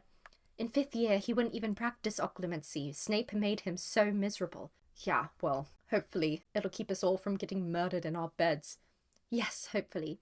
Granger was tracing the paragraph in her textbook absent-mindedly. He found himself watching the movement of her fingertip over the black lines of the text. I wonder if I'd be any good at occlumency, she mused. Doubt it, Draco said. No offense, Granger, but people who chronically care too much about everything aren't exactly predispositioned to it.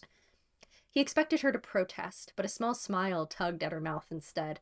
She flipped the textbook shut and nestled her head into the sofa cushions. Did you say Bellatrix taught it to you? He nodded.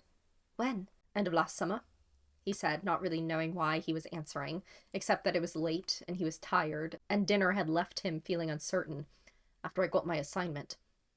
Did you know what it meant? Granger's voice was quieter, in a way that made him realize how silent the flat around them was. When he told you to kill Dumbledore. He let out a scythe, derisive sound. Yeah, obviously. I mean, everyone knew. The other death, he just wouldn't shut up about it. Talking about how they'd always wanted to see my parents taken down a notch. They thought it was really funny. Funny? He shrugged. They all resented us for one reason or another, but mainly it just wasn't happening to them. Everything's funny when it's not happening to you. Draco began to turn the silver ring around his finger again. A headache had started to pulse deep in his skull. Oh yeah, he muttered. I was just waiting to get back on that side of it, where I was the one watching, and yeah, laughing. I mean, it wasn't like I loved it so much, watching things happen to other people, but if you're watching, it's not you. He paused. I mean, and I felt special at first. You have to think you're going to feel that way again, or what's the point? You might as well just die. Draco didn't even know if he was making any sense.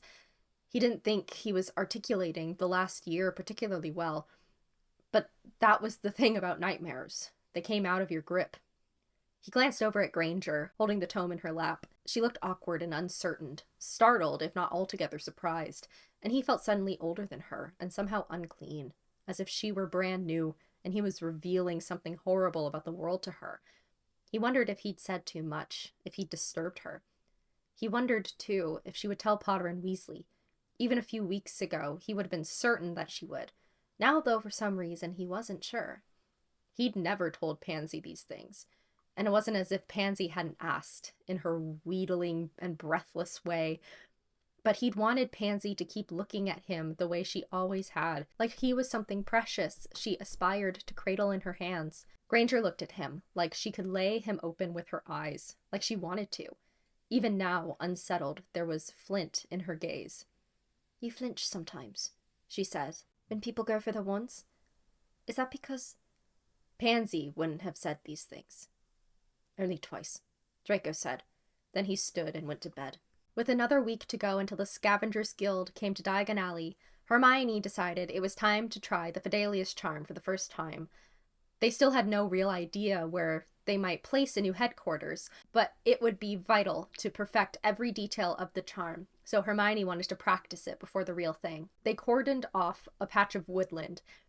This would be the area bound by the secret. Harry would stand inside the patch while Hermione cast the charm upon Ron, making him the secret keeper. If all went to plan, Malfoy would then be unable to see Harry, and Hermione would be unable to speak his location to Malfoy. They would perform several tests on the area, like Harry walking through its boundaries, which should be permeable yet undetectable, and Malfoy trying to apparate into its bounds, which should be impossible. Then Ron would confide the secret to Malfoy to ensure that the information could expand from person to person in the proper way. Hermione was full of jitters that morning. She knew it wasn't the real headquarters, and there were no real stakes to the exercise, but she couldn't help feeling that she was standing in the hall before her charms OWL, running through everything she'd mentally prepared, full of anxiety that some unforeseen question would arise. She had prepared several sheets of parchment, shorthand notes that she could follow step by step. After lunch, they approached the cordoned-off area. Malfoy leaned against a nearby tree, while Harry sat down within the ropes they'd conjured. Hermione faced Ron, who was holding her notes so she could read them. "You'll be fine," Ron told her. She tried to smile, but his words had made no impact on her nerves. They rolled off the jagged edge of what she was feeling, as his and Harry's exam-time reassurances always had. She took a deep breath, raised her wand, and began. During the first attempt, she misspoke a syllable in the first of the charm's 12 incantations. During the second and third attempts, she'd stuttered over the 5th and 11th incantations, respectively. On the fourth attempt, her mind strayed for a split instant from the seventh incantation's required thought pattern, a memory that invoked intense and unshakable security. It went on and on that way.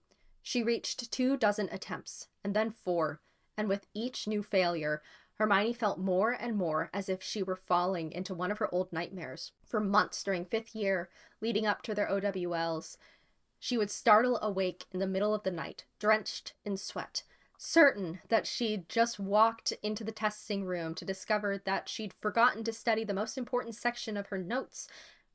And then all of her supposed potential, her supposed great ability, would fall by the wayside and go unrecognized, and she wouldn't be able to sign up for any WTs or have any proper job prospects, and her parents' disappointment would be coupled with her friend's surprise and her enemy's vindictive satisfaction, and the rest of her life would be filled with regret.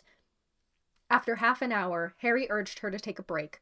Ron agreed, saying all she needed to do was take a walk and try again. Malfoy just watched her from where he was leaning against the tree. He didn't say anything, but Hermione could tell he was surprised by what he was seeing.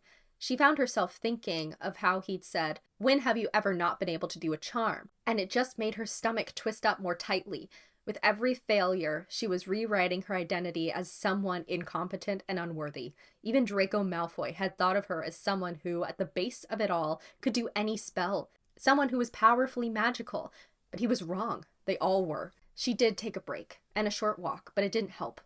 After nearly 3 hours, they stopped. Hermione's throat was tight, and her eyes kept burning. There had been many attempts where she'd thought she'd done everything right, and yet the spell still hadn't taken. "I'm so sorry," she said, unable to look at the boys. "I've wasted your whole afternoons." "What else were we doing exactly?" Malfoy said. She glanced over. He was sitting among the tree roots now, his silvery hair dappled with the sunlight that was peeking through the boughs. Harry stepped out of the cordoned area. "It's all right, Hermione. Everyone needs practice." "Yeah, exactly," Ron said. "That's exactly what this was for, to practice. Remember last year? We thought we were going to be slaughtered at Quidditch, but we practiced every night, even when we felt like rubbish, and everything turned out all right." Hermione nodded, not wanting to tell Ron that this didn't feel like Quidditch at all. It wasn't a team effort. It was just her. This felt like a fundamental verification of what she'd always feared. That she wasn't really talented, but just good for her age. That she wasn't truly exceptional in any way, and certainly not brilliant enough to override what people would expect from her. Being a girl, and being Muggle-born, and being herself. It just wasn't enough. She wasn't enough. If only there was a way for her to transcend herself, But there was.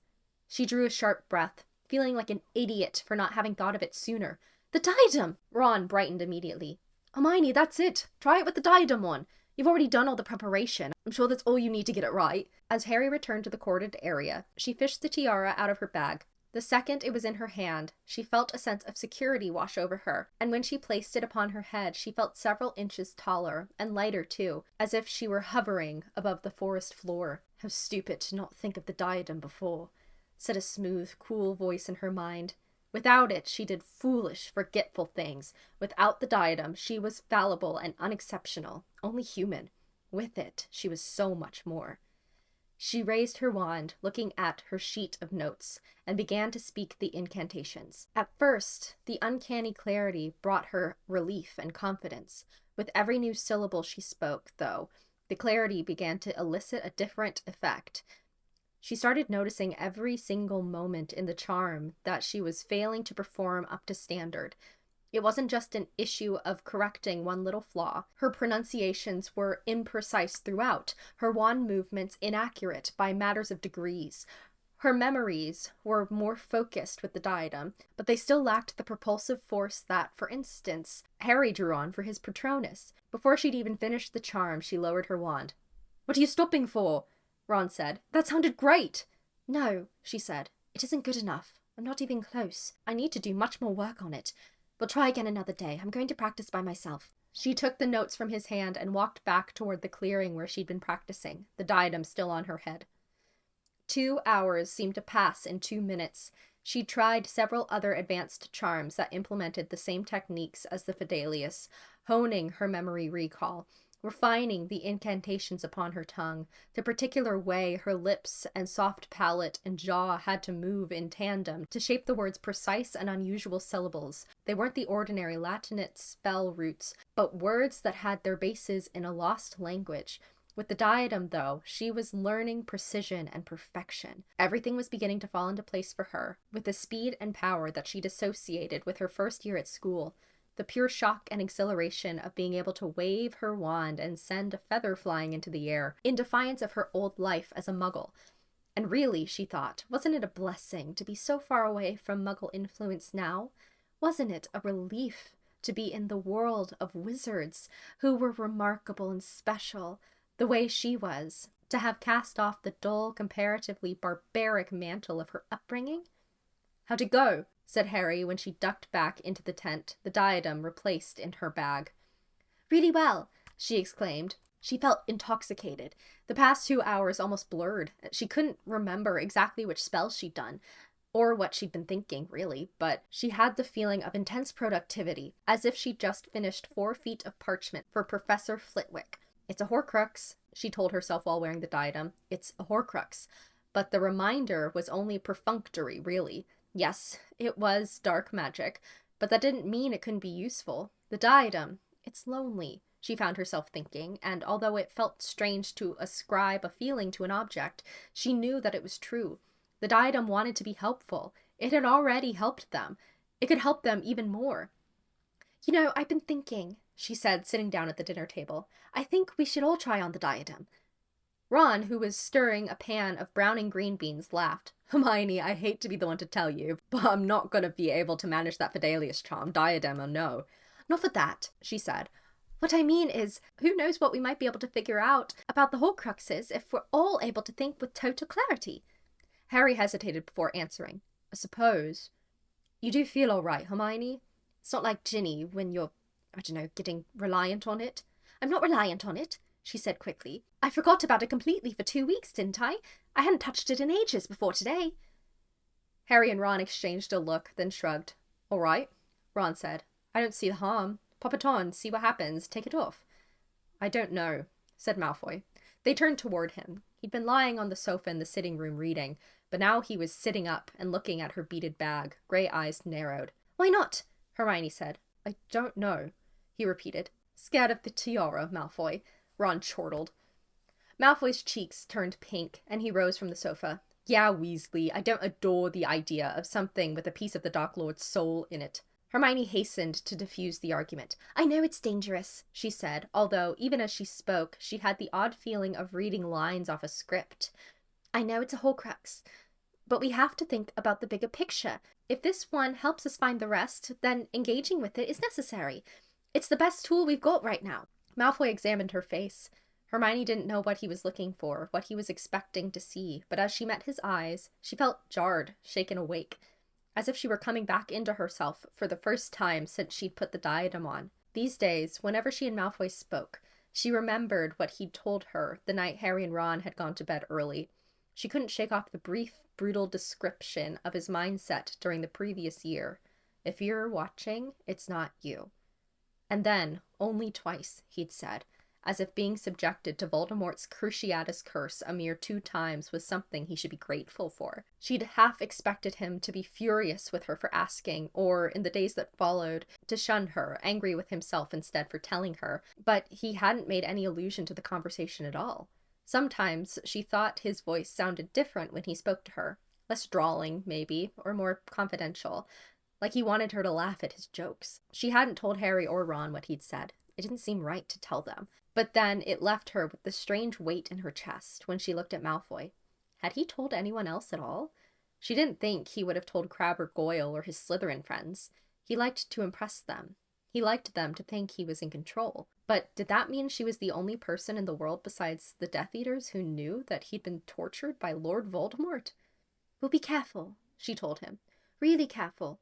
We can time it, all right? 10 minutes or something, that's all." After a long moment, some of the tension in Malfoy's expression eased, and he muttered, "All right." So after dinner, they sat down in the sitting room and passed the diadem from person to person. Hermione felt a slight jealous twinge, seeing the others handle it, but she pushed it back. This had been her idea, after all. Ron was the first to go. He placed the diadem on his head, the sapphires contrasting with his brilliantly red hair, and closed his eyes. He steepled his fingers the way he sometimes did when he was contemplating the best approach for a checkmate. After 3 minutes or so, he let out a shaky laugh and opened his eyes.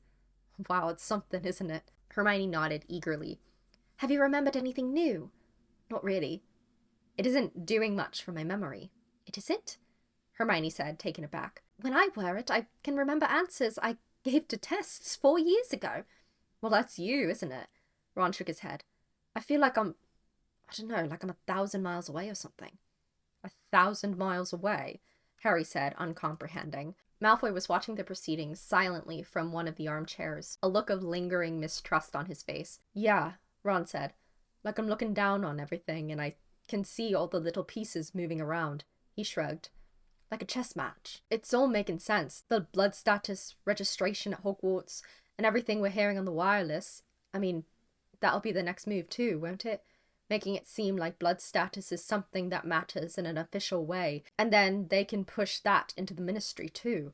I suppose they'll be finding an excuse to register everyone next, not just students. And if they're using you as a scapegoat, Harry, they can make it all seem like it's something Dumbledore would have approved of. They're trying to muddy the waters. Hermione nodded. Now that Ron had said it, it seemed perfectly obvious that this was what the Death Eater's agenda would demand next. But what's our move? Harry said. What are we supposed to do to stop them? Ron shook his head. I think we're doing all we can, mate. We've got a job from Dumbledore. The Death Eaters have the whole ministry on their side. There's too many of them for us to try and go against them outright. Hunting the Horcruxes is our way to checkmate. Harry sighed. All right, let me try it then. Ron looked momentarily reluctant, but he took off the diadem and passed it to Harry, who jammed it over his untidy black hair and waited for something to happen. Well, said Malfoy after several quiet minutes. Godric's Hollow, Harry said. What? Hermione said. I just want to go there. I don't know. I can't really tell why. I mean, I wanted to go anyway, but this makes me want to go there even more. Harry looked between them. Do you think Ravenclaw's trying to tell me something? Hermione frowned. That's not how it works. Ron bobbed his shoulders. It's probably your own instincts. Instincts? Hermione said. But instinct isn't... A mullish look was forming over Harry's face now. Hermione, you said try it on, and I've tried it on, and that's what it's telling me. I just have a feeling we should go there. I mean, the sword was in Dumbledore's will, and I read in that Skeeter article, Dumbledore's from Godric's Hollow.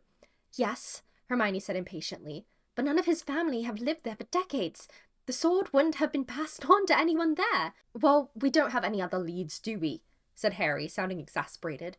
Why can't we go? Because someone might be waiting for us, Harry. The Death Eaters know that you and I at least are on the run. A town that both you and Dumbledore are connected to. The place where... Well, the place your parents' graves are? Don't you think they'll be expecting you to visit? Maybe that's why I feel like we should, Harry insisted. Look, someone took Dumbledore's bequests from the ministry.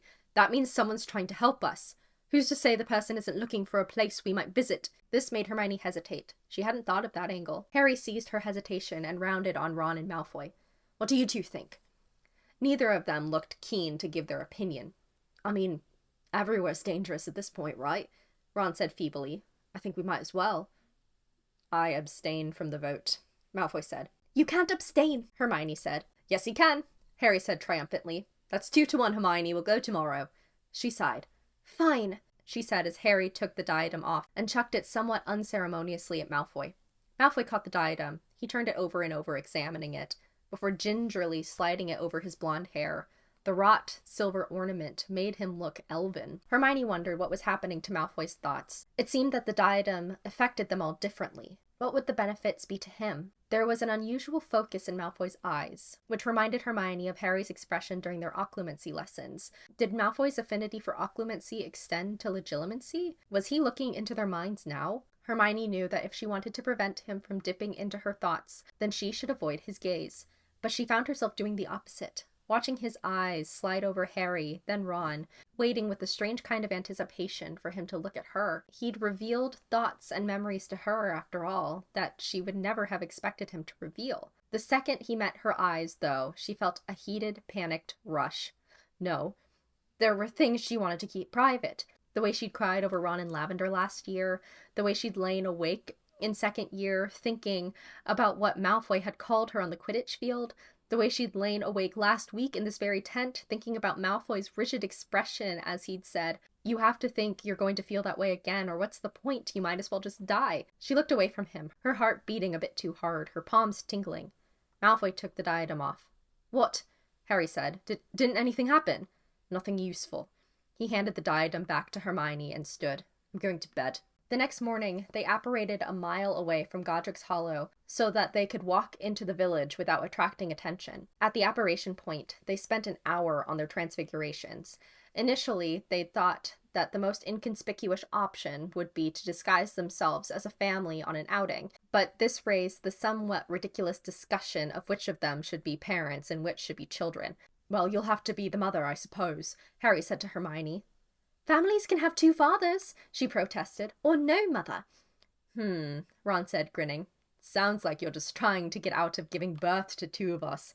"In fact," Hermione said loudly, "maybe it would be best for there to be 2 fathers, because then none of us would need to look like blood relatives, so we wouldn't need to do many alterations." "God, are they my only options?" said Malfoy, looking between Ron and Harry with his nose wrinkled. "Can I be an adopted cousin or something?" "You could be the family owl," Ron said. In the end, they abandoned the family idea and merely settled for transfiguring themselves as far from their usual appearance as was comfortable. It was a cool, breezy day, the sky a flat sheet of white cloud as they walked into the village. Godric's Hollow in August was filled with families, many of whom were strolling through the picturesque little square in the heart of the village. Unattended groups of children were laughing and chasing each other down the narrow, winding streets. It was a beautiful place, and Hermione tried not to watch Harry too closely. His eyes kept straying wistfully to the children. She knew he was thinking about the childhood he'd lost here, the life he might have had if not for Voldemort. They were moving toward the church when Malfoy stopped, facing down one of the similar lanes. He didn't say anything, but they all looked in the same direction. Hermione saw it too. At the end of the row of charming cottages was a wreck that nearby muggles couldn't seem to see at all. Blasted half apart, an upper corner of its structure was laid open to the elements. Harry seemed unable to speak. He just drifted toward it as if magnetized, and they followed. They stepped in front of the cottage's overgrown hedge and an ancient gate. Harry reached out dreamlike and brushed his hand against the gate. The next moment, a sign of golden wood was sprouting up. Words were engraved into it. On this spot, on the night of 31 October 1981, Lily and James Potter lost their lives. Their son Harry remains the only wizard ever to have survived the killing curse. This house, invisible to muggles, has been left in its ruined state as a monument to the Potters, and as a reminder of the violence that tore apart their family. Around the words were lines of ink graffiti, words of encouragement. "Good luck, Harry, wherever you are. Long live Harry Potter." Harry ran one hand over the words, and as he read them, a smile grew upon his face, until he was beaming. "Hang on," Hermione said, an idea striking her. She took out her wand. None of the muggles appeared to see them anymore, now that they were in such close proximity to the cottage, and tapped the sign. "Apparitium." All 4 of them took in a sharp breath. A handwritten line had appeared in the bottom corner of the sign. "Return to the site of survival." "The site of survival," Malfoy said. Ron was frowning at the words. "What do you think that means?" "I think it's for me," Harry murmured. Hermione's eyes strayed up from the sign, back onto the ruined building. "Yes," she said quietly. "I think it means you're supposed to go there." She pointed to the blasted corner of the cottage, to the remains of the room, just out of sight where the killing curse had rebounded 16 years ago. "There, Harry. The place you survived."